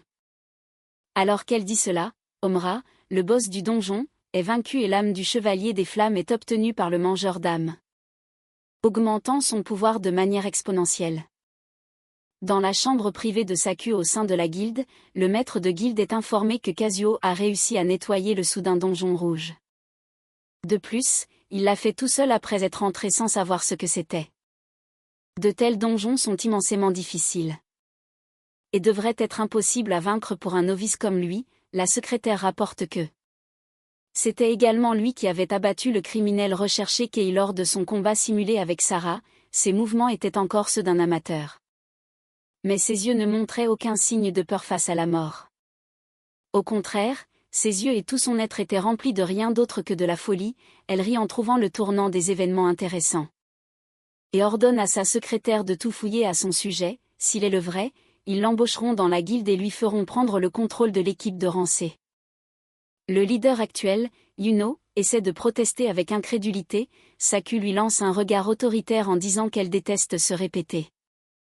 Il recule par peur, sachant à quel point elle est forte et impitoyable. Pour lui donner une chance, le maître lui dit de prouver qu'il est plus capable. S'il est si mécontent, semant la discorde dans son cœur, elle s'éloigna et laissa l'enquête entre leurs mains, comprenant qu'il serra le poing avec détermination. Saku sourit au pitoyable homme si facile à manipuler et qui ne peut même pas cacher son intention meurtrière. Cela dit, s'il parvient à tuer Yaku, alors son existence n'aura pas beaucoup de valeur de toute façon. En pensant au jeune homme, le maître de guilde attend avec impatience des résultats intéressants. Une semaine plus tard, des joueurs se rassemblèrent autour du donjon déclassé, la porte de la vigne. Kazu et Sarah faisaient partie des participants au raid. Et sont rejoints par d'autres guildes. Yuno se présente avec un sourire rusé en disant qu'il a été choisi comme chef d'équipe d'aujourd'hui. Il se serre la main et échange des politesses. Les autres suivent, y compris Chou de Sans-Fleur et Ayaka de la guilde Yaka. Fière de son ami, Sarah se vante que Kazu a nettoyé le portail du donjon rouge seul, aussi modeste que toujours. Il dit que c'était juste de la pure chance et on lui dit de prendre plus de fierté dans ses réalisations. Yumi, membre de Rancé de la guilde Sakura, s'avança en disant qu'il est le novice Ishii, un enchanteur non affilié qui était également là. Taiyo se présenta, exprimant avec désinvolture son admiration pour le jeune homme. Sarah dit qu'il ne devrait pas être si humble, car sa capacité à tanker mérite également d'être notée. Sur ce, les membres du groupe se familiarisèrent et échangèrent des banalités pendant que Yuna regardait en silence. Ses yeux sournois et rusés étaient fixés sur le joueur apparemment prodigieux qui allait bientôt prendre sa place dès qu'ils entreraient dans le donjon. Le groupe était entouré de puissants soldats squelettes. Le joueur peinait à suivre le rythme, étant rapidement submergé par leur nombre et leur force. Essayant de percer, le chef de l'équipe leur dit de ne pas rompre la formation et de garder les choses serrées. Se sentant sous pression, certains commencèrent à argumenter qu'il n'était pas le moment de s'en tenir à de telles tactiques classiques. D'autres pensaient que ce serait une promenade de santé puisqu'ils étaient associés à la célèbre guilde des fleurs. Donc ils ne comprenaient pas pourquoi leur équipe avait tant de mal. Les monstres ne leur donnaient même pas une chance et crachaient un nuage de gaz toxique. TYO voulait maintenir la formation ensemble. Les toxines forçaient leur ligne de front à s'effondrer. Un ennemi se glisse derrière lui et il s'en rend compte trop tard pour réagir et se défendre contre l'attaque. Avant même qu'ils puissent se retourner, ils savaient qu'ils allaient être anéantis. Juste à ce moment-là, Kazuo apparut à point nommé pour le sauver, tuant le monstre d'un seul coup de sa lame. Il aide le guerrier plus âgé à se relever et lui demande s'il va bien. Se tenant dos à dos, le jeune homme lui dit de couvrir l'avant. Pendant qu'il attire les monstres par derrière, suivant son plan, ils rompent la formation et se séparent pour s'occuper des ennemis eux-mêmes. En voyant cela, Yuno cria de colère, furieux qu'il perturbe ses ordres. Cependant, ce n'était pas le moment pour de telles considérations égoïstes. Kazu se concentra donc sur sa tâche.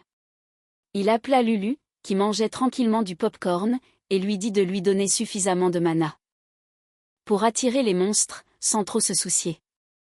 Elle leva nonchalamment la main pour répondre à la demande. À cet instant, la puissance magique afflua dans son corps, débordant comme une collation délicieuse. Les soldats squelettes tournèrent la tête à l'unisson. Pendant ce temps, le seigneur démon réalisa quelque chose tardivement et appela son partenaire avec frustration, se demandant pourquoi il utilisait soudainement un surnom pour elle.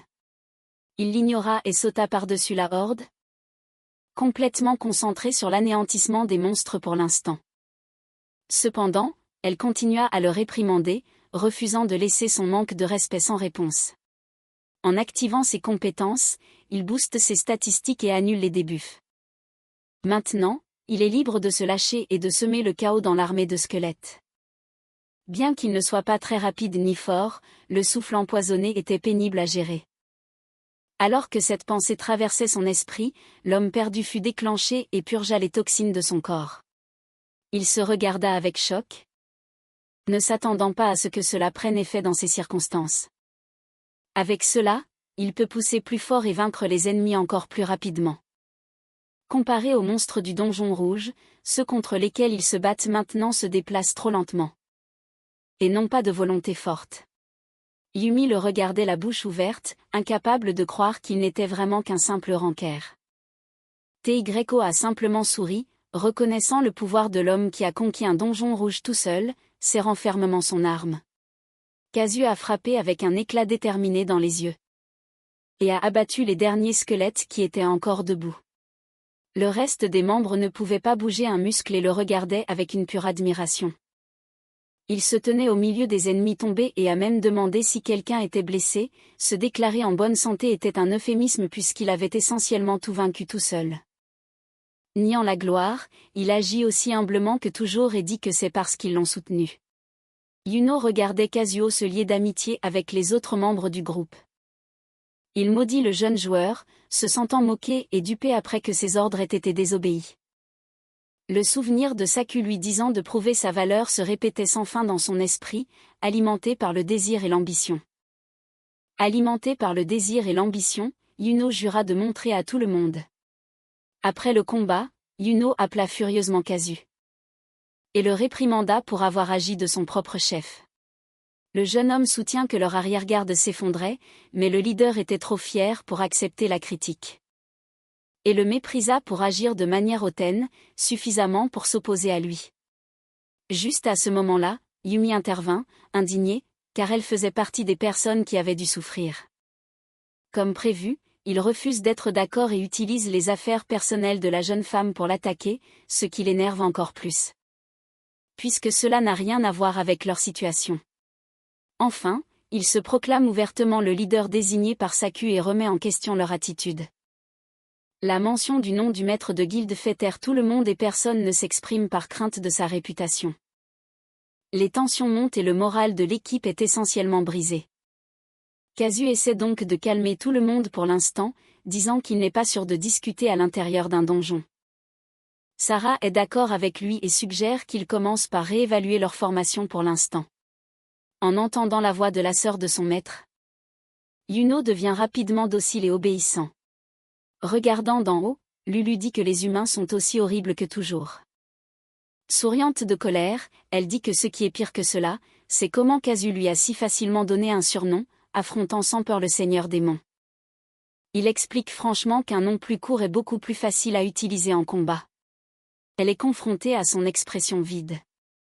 Mais complètement sérieuse, donc elle ne peut que soupirer de résignation. Et accepter le nom qui lui a été donné. En échange, elle lui ordonne de bien collecter toutes les âmes des monstres tombés dans les environs. Le jeune homme s'exécute avec plaisir, car il avait déjà l'intention de faire cela après être entré plus profondément dans le donjon. Le groupe atteint finalement une bifurcation dans le chemin. Yuno avait été chargé d'être le leader. Mais Kazu a pris le rôle de leader depuis plus tôt.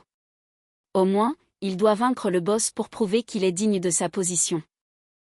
Disant qu'ils explorent trop inefficacement, il suggère de se diviser en 2 groupes.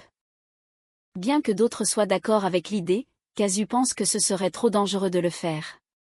Ne se souciant pas de son avis, le prétendu leader choisit ses membres de groupe, commençant par Shu. Et prenant à la fois Ishii et Taiyo avec lui. Le jeune homme, encore hésitant, demande aux autres si c'est d'accord de se séparer, mais personne ne veut discuter avec le leader. Sachant comment il doit se sentir, le joueur plus âgé promet de protéger ses membres Rook. Bien que son attitude soit rassurante, le mauvais pressentiment ne disparaît tout simplement pas. Parlant un peu doucement, Yuno appelle Shu et lui dit de garder un œil attentif sur Kazu. Il suivra les ordres de son supérieur.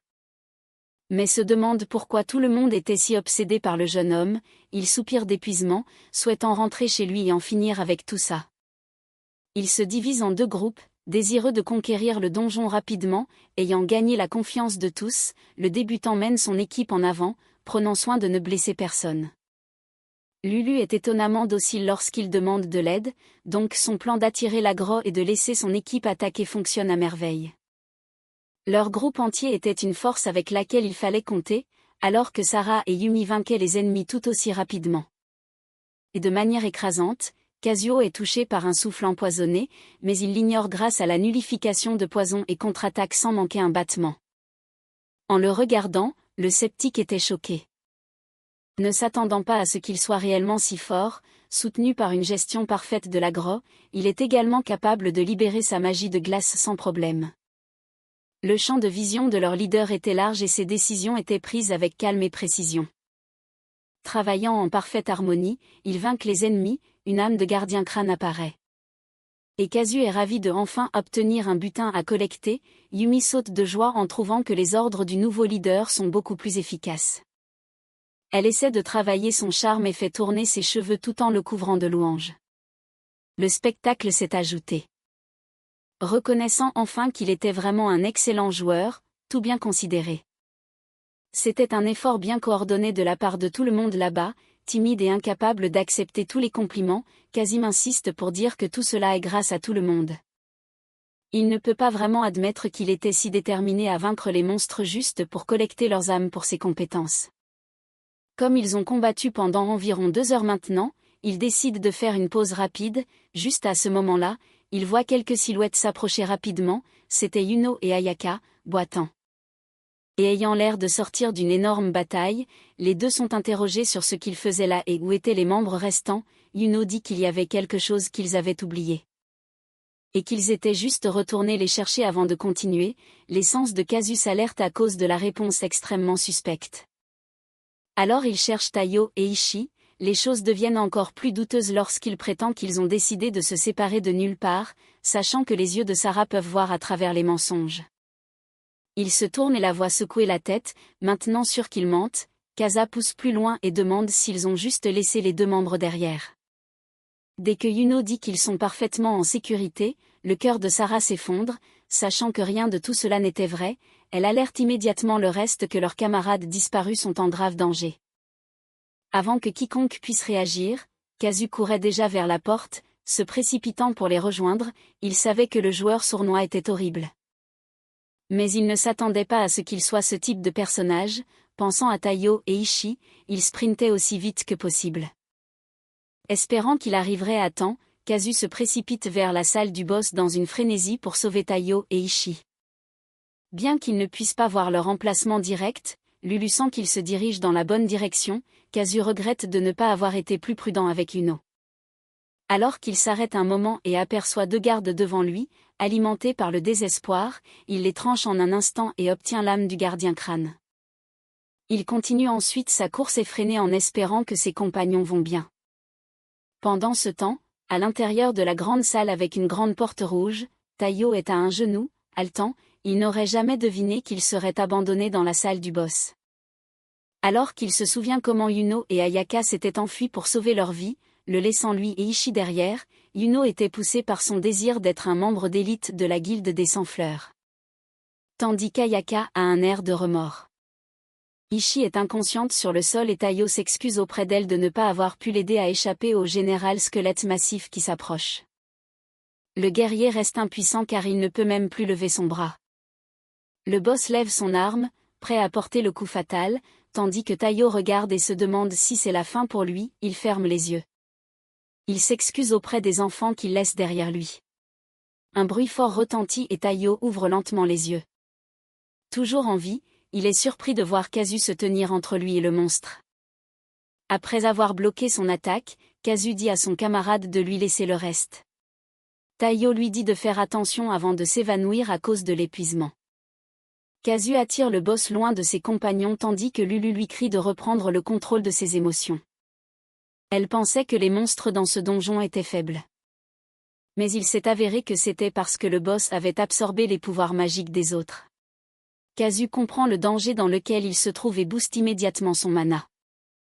Malgré les risques qui l'accompagnent, cela est rapidement suivi de la compétence homme perdu pour se débarrasser de l'effet d'état confusion. Le guerrier squelette charge à pleine vitesse vers lui et tente de le trancher avec la hache. Casio parvient à sauter en arrière pour éviter l'attaque, ne s'attendant pas à ce que le monstre soit si rapide. Il se penche en arrière pour éviter une coupe. Puis il saisit son épée et contre-attaque. Le boss bloque son coup avec sa hache. Casu est surpris de voir qu'il ne pouvait pas faire bouger l'arme de l'ennemi du tout. Il peut sentir le poids immense de la hache sur son épée. Il déplace donc son arme, permettant à la hache de balancer vers le sol. Cela lui donne une ouverture qu'il utilise pour porter un coup puissant sur le flanc du squelette. Le boss semble complètement impassible alors que Casio recule, réalisant que son coup direct n'a eu aucun effet. Il voit que leur différence de statut est trop grande. Il ne pourra donc pas infliger de dégâts significatifs. Réalisant qu'il a besoin de plus de mana, il lance une autre amélioration de mana et utilise à nouveau la compétence homme perdu pour se débarrasser de l'effet négatif.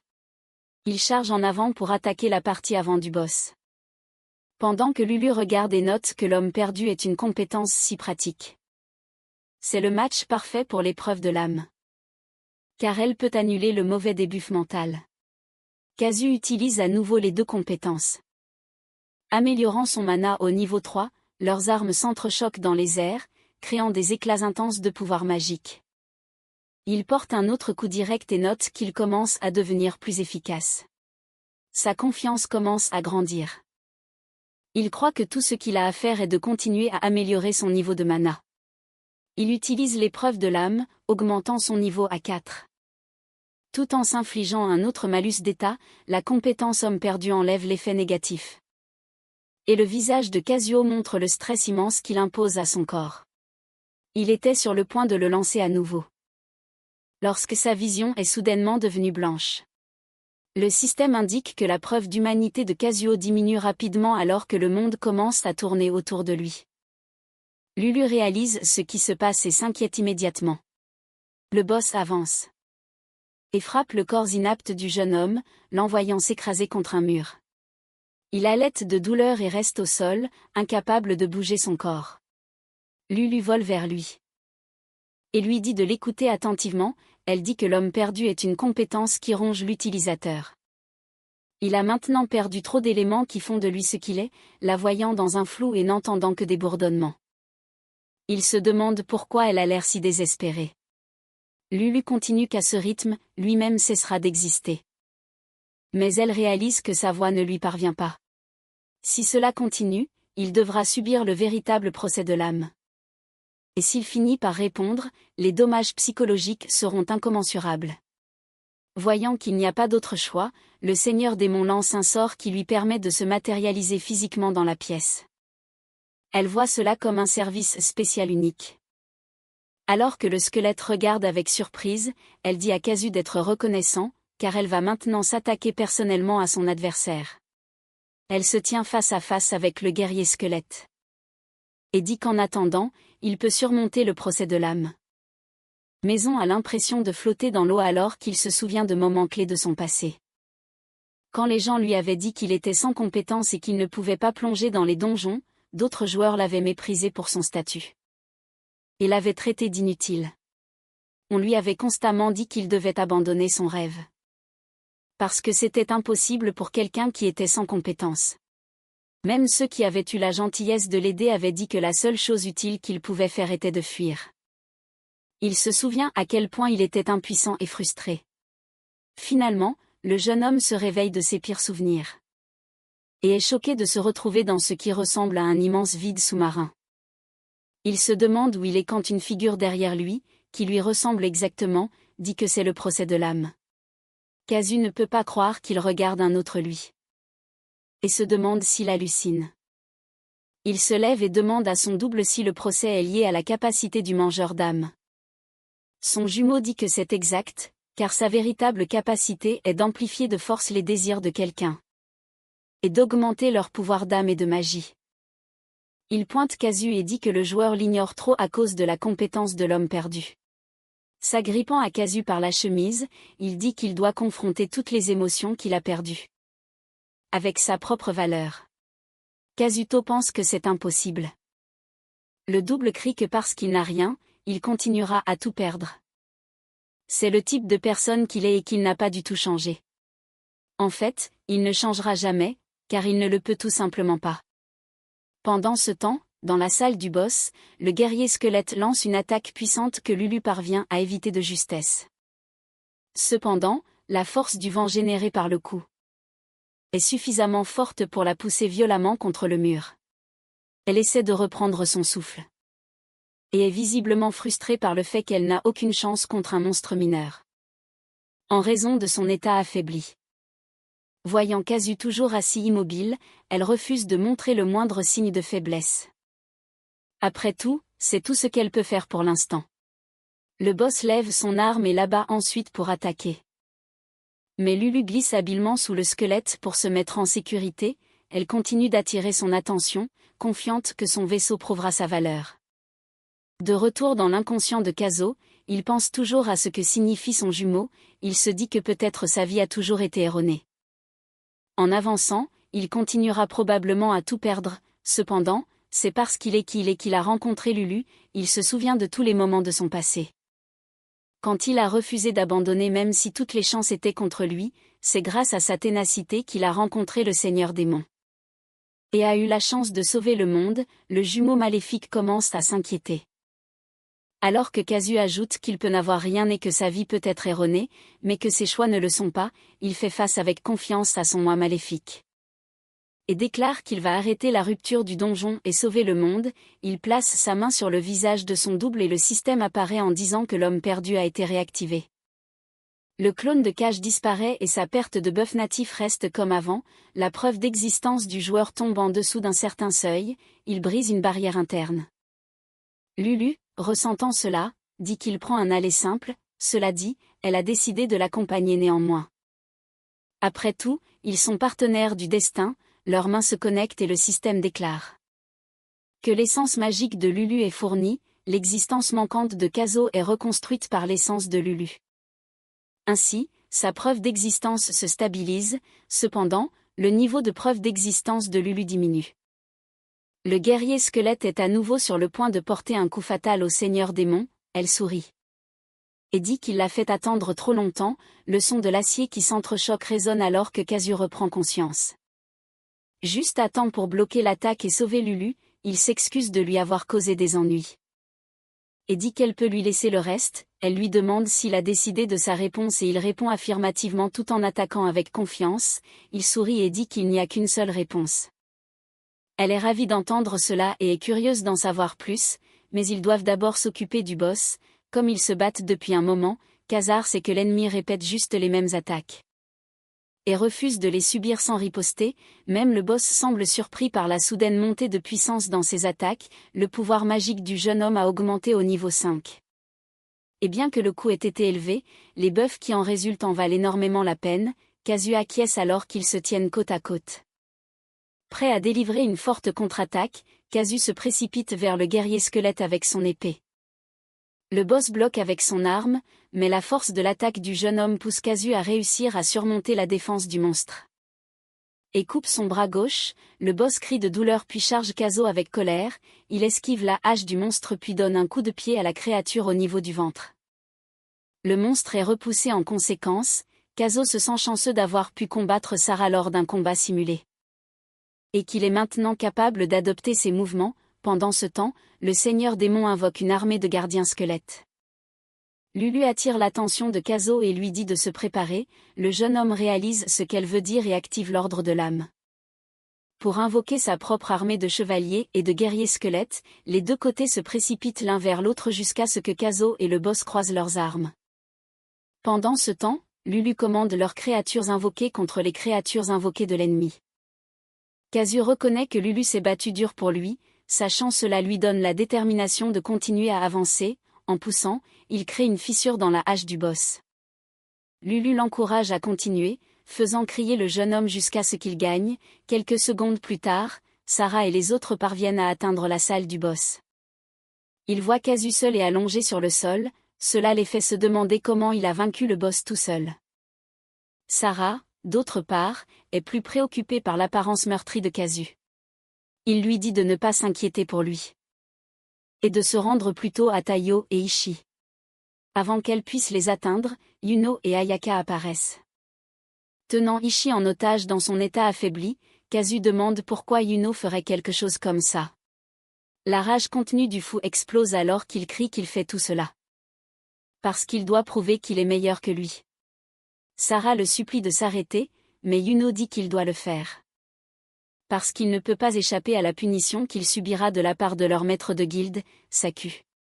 Sarah insiste pour dire qu'elle parlera à sa sœur, cependant, il est bien conscient de la façon dont les maîtres de guilde traitent ceux qui ont échoué. Sachant qu'il a raison, le jeune homme est incapable de dire quoi que ce soit de plus. Yuno défie Kazu en duel. Malgré les protestations de Yumi, qui dit qu'il est encore faible après le combat, le jeune homme dit qu'il accepte. Sho dit qu'il n'est pas prêt, mais il insiste pour le faire néanmoins. Yuno commence le duel en chargeant comme un taureau. Kazu parvient à bloquer, mais son visage montre qu'il ne tiendra pas longtemps. Kazu continue d'attaquer. Alors que Kazu bloque chaque coup, le méchant se motive en se rappelant qu'il est un rance et qui écrase son adversaire en statue. Malgré sa déclaration à lui-même, il voit dans les yeux de Kazu qu'il n'est pas du tout prêt à abandonner. Les points de vie de Kazu sont tombés en dessous de 10%, mais en échange, Lost Man restaure son mana. Il se souvient de qui le tueur et déclare que le prétendu leader ne peut même pas égaler la cruauté de son précédent adversaire. Il déclare que Yuno n'a pas assez peur de la mort pour l'affronter. Le leader de l'âme invoque alors le guerrier squelette, le boss qu'il vient de vaincre. La créature, qui semble menaçante et énorme par rapport à tout le monde dans la pièce, s'agenouille alors devant Kazu, mettant les autres en admiration devant son pouvoir. Yuno se plaint qu'il n'a jamais montré de signe qu'il était un invocateur auparavant. Alors que Kazu ordonne au guerrier squelette d'attaquer, il déclare à Yuno qu'il mettra fin au duel. Yuno bloque l'attaque du guerrier squelette. Mais elle est si forte que son épée est projetée hors de ses mains. Kazu s'approche de lui, ayant l'air de la mort, avec la créature boss derrière lui, le guerrier squelette près de son visage pour le fixer, prêt à lancer son arme, et puis, en un instant, Yuno est incapacitated.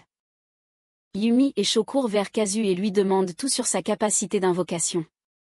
Kazu est si faible maintenant qu'il a besoin de l'aide de Sho pour se lever. Pendant ce temps, Taiyo et Ishii, maintenant réveillés, remercient le jeune homme d'avoir été leur sauveur. Kazu leur dit qu'il n'a réussi à les sauver que parce qu'ils ont tenu lors du combat contre le boss eux-mêmes. Malgré toutes les célébrations, Sarah est triste de voir à quel point Kazu subit encore tant de dégâts pour tout le monde. Elle se sent impuissante à dire quoi que ce soit, puisqu'elle n'est pas encore à son niveau pour pouvoir le protéger. Elle prend la résolution de devenir plus forte. Lulu regarde alors qu'Ayaka soulève le week-end Yuno elle-même. Le lendemain, Kazuo se rend à l'association des joueurs du Japon à Shinjuku. Là, la réceptionniste l'informe qu'il a été promu au rang D. La femme remarque que le jeune homme ne semble pas heureux. Malgré les avantages qu'il peut obtenir en tant que rang D, Kazu demande si elle pense qu'un rang D comme lui peut nettoyer un donjon de rang S. Il révèle que la raison pour laquelle il n'est pas heureux est qu'il sait que c'est impossible. Il partage son rêve de devenir plus fort que même les joueurs de rang S. La femme se demande s'il y croit vraiment, mais réalisant le pédigré de celui avec qui elle parle. Elle lui dit qu'elle attend avec impatience le jour où il se tiendra au sommet du monde, tout en marchant. Et s'apprête à se rendre à la sortie du bâtiment, deux personnes en costume d'affaires s'approchent de lui, l'un d'eux lui montre sa carte, qui indique qu'il est responsable du recrutement pour une guilde, l'autre homme pousse l'autre en affirmant qu'il a vu Kazu en premier. Il ne faut pas longtemps avant que de plus en plus de recruteurs n'arrivent et se poussent les uns les autres pour atteindre Kazu. Ils disent à Kazu qu'ils savent qui il est. Parce qu'il est un rookie qui a grimpé durant FO et à une vitesse record de 2 semaines. Cela fait réaliser à Kazu que mourir autant donne l'impression que cela fait des mois.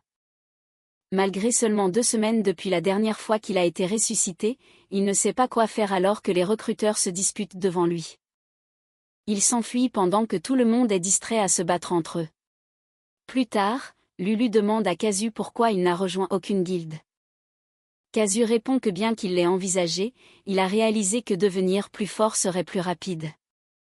Si Lulu était son entraîneuse. La femme démon lui dit qu'il a fait le bon choix et dit que leur prochain mouvement est de défier le donjon de Luluat. Le jeune homme la regarde avec un choc total, comme s'il regrettait instantanément. Kazu lui crie de ne pas sauter trop d'étapes, il lui rappelle que même les joueurs de rang S n'ont pas conquis ce donjon. Lulu semble confiante alors qu'elle lui assure qu'elle a un plan spécial pour qu'il réussisse. Malgré son assurance, le jeune homme n'est pas très confiant. Ailleurs, à la guilde des 100 fleurs. Yuno est à genoux, essayant d'expliquer à Saku qu'il a échoué à diriger une mission. Parce qu'il a été piégé par Kazu. Saku répond qu'elle a reçu des rapports selon lesquels il avait pris de mauvaises décisions lors de la mission. Le Yuno en sueur fait l'excuse que c'était un faux rapport. Saku le tire instantanément par les cheveux. Et lui demande de manière menaçante s'il dit que Sarah mentait. L'homme lui dit qu'elle l'était. Saku ne perd pas une seconde pour activer son pouvoir écrasant.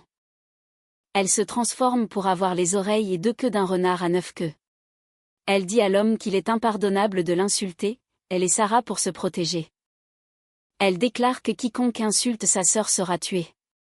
Effrayé, Yuno essaie de rediriger la faute vers Kazu à la place.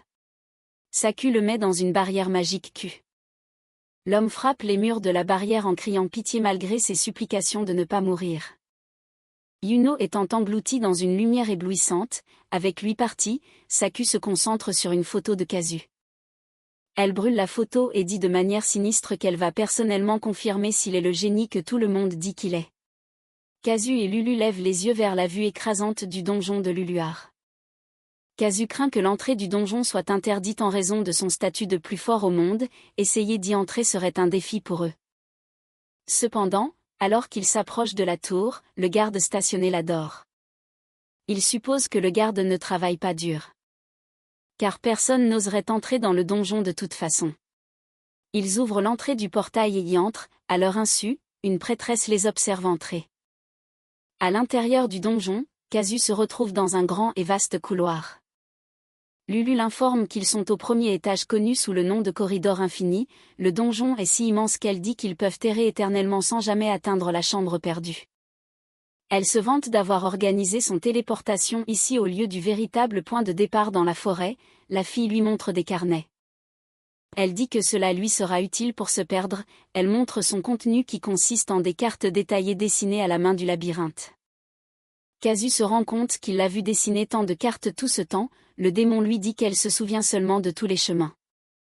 Parce qu'elle a vécu pendant des milliers d'années, la mention de son âge fait réaliser à Kazu qu'il ne connaît pas vraiment Lulu, le démon le guide à travers le donjon. Elle admet qu'elle l'a délibérément conduit par des chemins sans monstres. Puisqu'il n'a aucune chance de les combattre à son niveau actuel.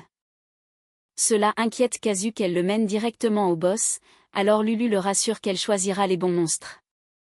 Pour qu'ils puissent se battre en chemin, son assurance n'est pas quelque chose qui fait du bien à l'homme, ils atteignent la zone où le monstre perpétuellement malade connu sous le nom de Abol réside. Lulu informe Kazuo que c'est un monstre relativement facile. Au moment où il entend cela, il se précipite pour affronter le monstre, alors qu'il est près de la créature. Lulu lui dit qu'elle n'est faible que par rapport aux autres monstres mais qu'elle reste difficile pour son niveau. Kazu n'a pas le temps d'être choqué par sa déclaration alors que Abel a déjà activé le sort connu sous le nom de vague d'épuisement. La créature est absente avec la lumière verte du sort rendant Kazu incapable de bouger à cause de sa motivation étant arrachée de force. Abel se précipite vers lui et lui tranche la tête. Après avoir ressuscité, Kazu se plaint à Lulu de ne pas l'avoir prévenu à quel point Abel est fort, seulement pour que le démon réponde qu'il s'est précipité avant qu'elle puisse expliquer davantage sur son adversaire. Lulu continue en lui disant que bien que le corps de Abel soit fragile, elle compense cela avec une puissante magie mentale, elle explique que son pouvoir est équivalent à de la magie de 7e niveau. Elle passe en revue à quel point il est impossible de trouver un monstre ou un humain capable de résister à ce niveau de magie mentale. Elle continue en disant qu'un homme avec de la magie de 3e niveau serait déjà considéré comme un génie. Et que la plupart des rangs S ne peuvent gérer que le 6e niveau au mieux. Cela fait réaliser à Kazu qu'il fait face à l'équivalent d'un joueur de rang S. Lulu dit que quelqu'un avec la compétence homme perdu comme lui, s'en sortira tant qu'il élimine son émotion de paresse. Elle l'encourage à essayer à nouveau, il affronte Ebel une fois de plus pendant que Lulu l'encourage à prendre autant d'âme et autant de mana qu'il peut, ainsi qu'à monter de niveau ailleurs dans une église.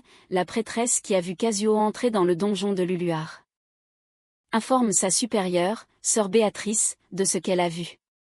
Béatrice commente à quel point il est pécheur de défier le donjon le plus sacré. La prêtresse de rang S suppose qu'il va mourir, elle dit de manière sinistre à sa subordonnée que s'il survit, ils doivent lui donner une bénédiction. À l'intérieur du donjon, Kazu se prépare à combattre Abel au siège de la guilde de rang S, Sakura Dragon.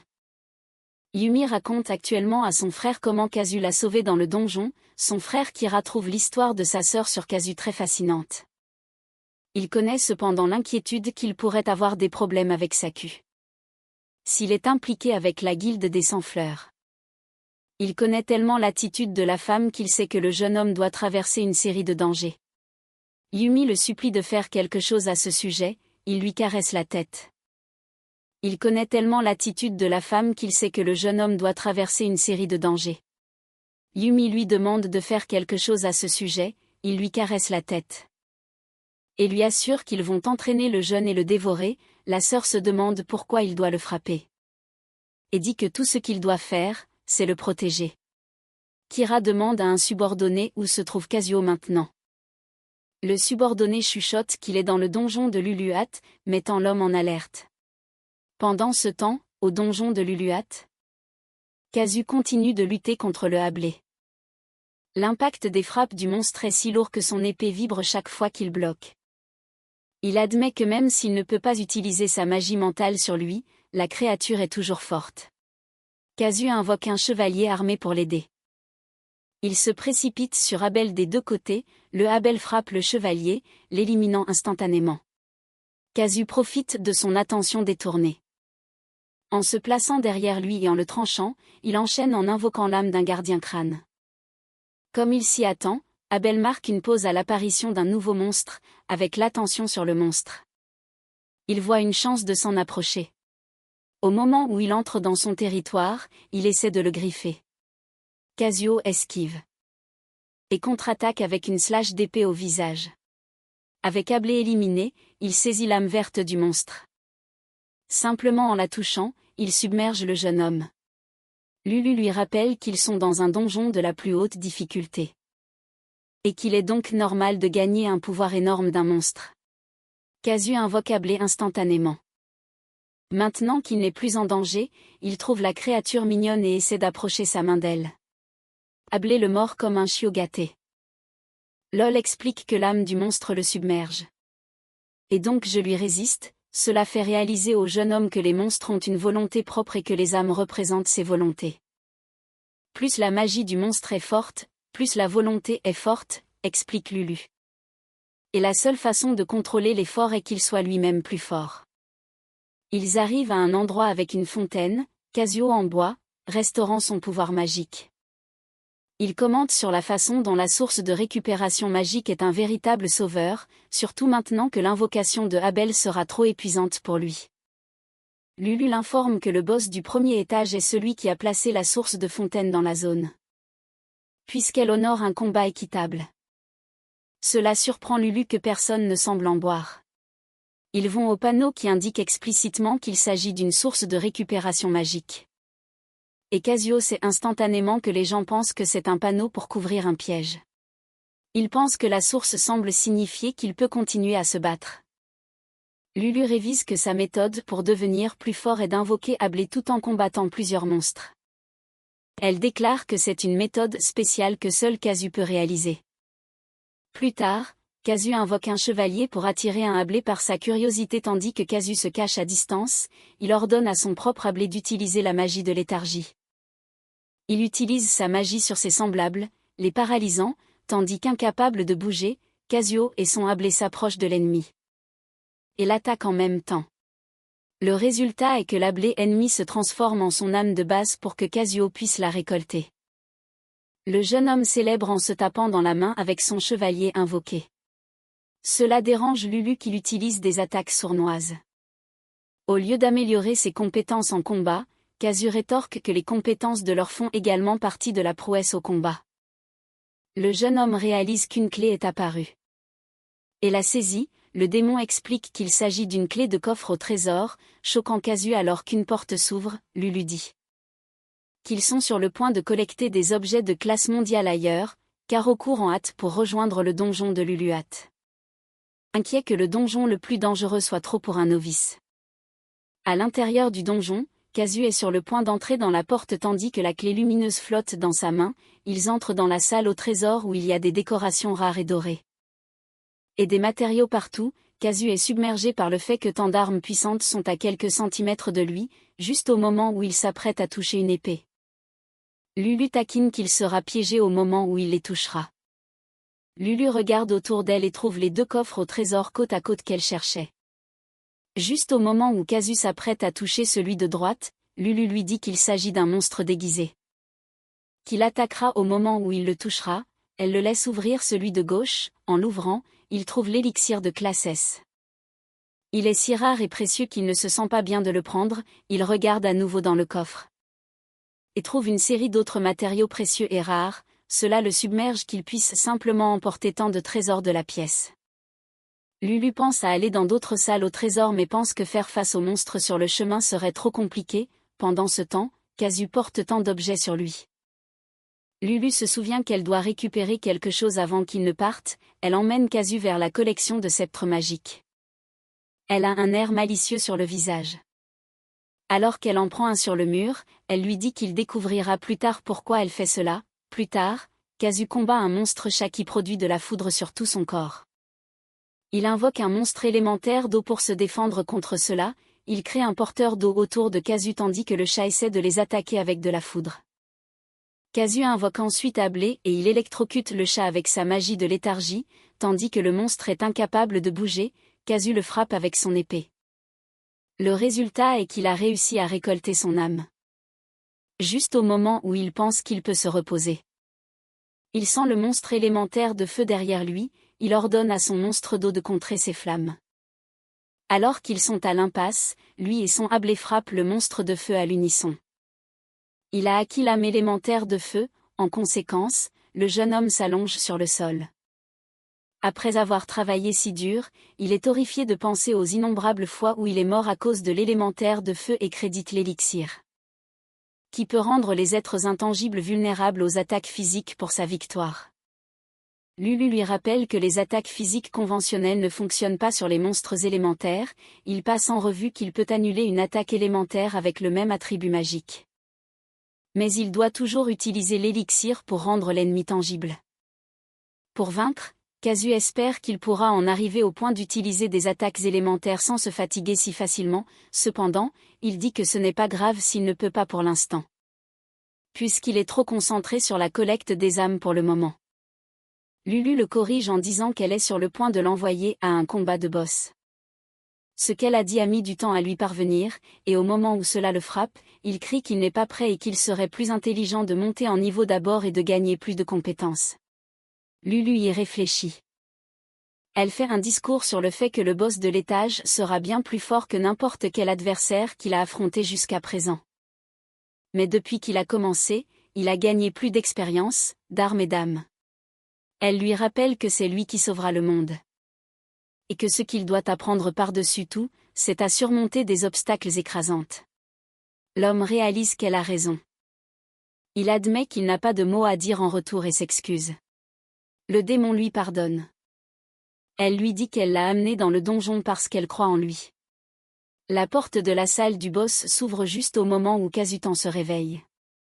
Lulu lui donne une tape dans le dos pour qu'il se ressaisisse. Le jeune homme entre dans la salle avec la promesse de vaincre le boss. La salle est une cathédrale avec un long escalier montant. Flottant au-dessus de la pièce comme un soleil, une elfe aux yeux perpétuellement fermés, vêtue de robe blanche et tenant un bâton magique. Kazu sort son épée. Il promet de vaincre le boss, même si cela signifie mourir encore et encore. La boss elfe se présente sous le nom de Sirène et parle de son devoir de tuer quiconque dérange le territoire de Lulu. Le rayon de lumière chante son sort de magie lumineuse et pointe son bâton magique vers Kazo. Un rayon de lumière se dirige vers lui et il est si rapide que Kazo n'a pas le temps de réagir. Instantanément, il meurt et se réveille à l'extérieur de la salle du boss. Il essaie de comprendre ce qui vient de se passer. Le jeune homme a l'air si troublé que Lulu se moque de lui en disant qu'il a déjà besoin de son aide. Kazu analyse que la vitesse du rayon de lumière de Sirène est trop rapide pour être évitée, mais il réalise qu'il peut encore prédire la trajectoire en fonction de l'endroit où le bâton magique est pointé. Il se rappelle qu'il doit juste faire attention à l'endroit où le bâton est pointé et se motive pour un autre essai. En entrant dans la salle, Sirène active son enchantement de magie lumineuse. Kaz se prépare à l'impact. Il saute juste avant que le rayon ne soit tiré et trouve du soulagement en sachant qu'il peut l'esquiver. Sirène est impressionnée qu'il puisse esquiver la première fois qu'il voit sa magie. La femme fait un nouvel enchantement. Elle le frappe avec une magie de feu si énorme qu'il n'y a aucune chance de l'esquiver avant qu'il ne meure. Kaza lui dit qu'il s'assurera de graver ce moment dans sa mémoire. Le système l'informe qu'il est mort. Au moment où il se réveille, il commence à analyser ce qu'il doit faire. Sa détermination n'est pas ralentie. Il veut y retourner une fois de plus. Encore une fois, Sirène active le même sort de feu. Cette fois, Kazuo invoque un élémentaire de feu qui le protège de l'attaque. Malgré la gigantesque explosion, Sirène voit que son ennemi est toujours en vie. Cette fois, Kazuo invoque un élémentaire de feu qui le protège de l'attaque. Malgré la gigantesque explosion, Sirène voit que son ennemi est toujours en vie.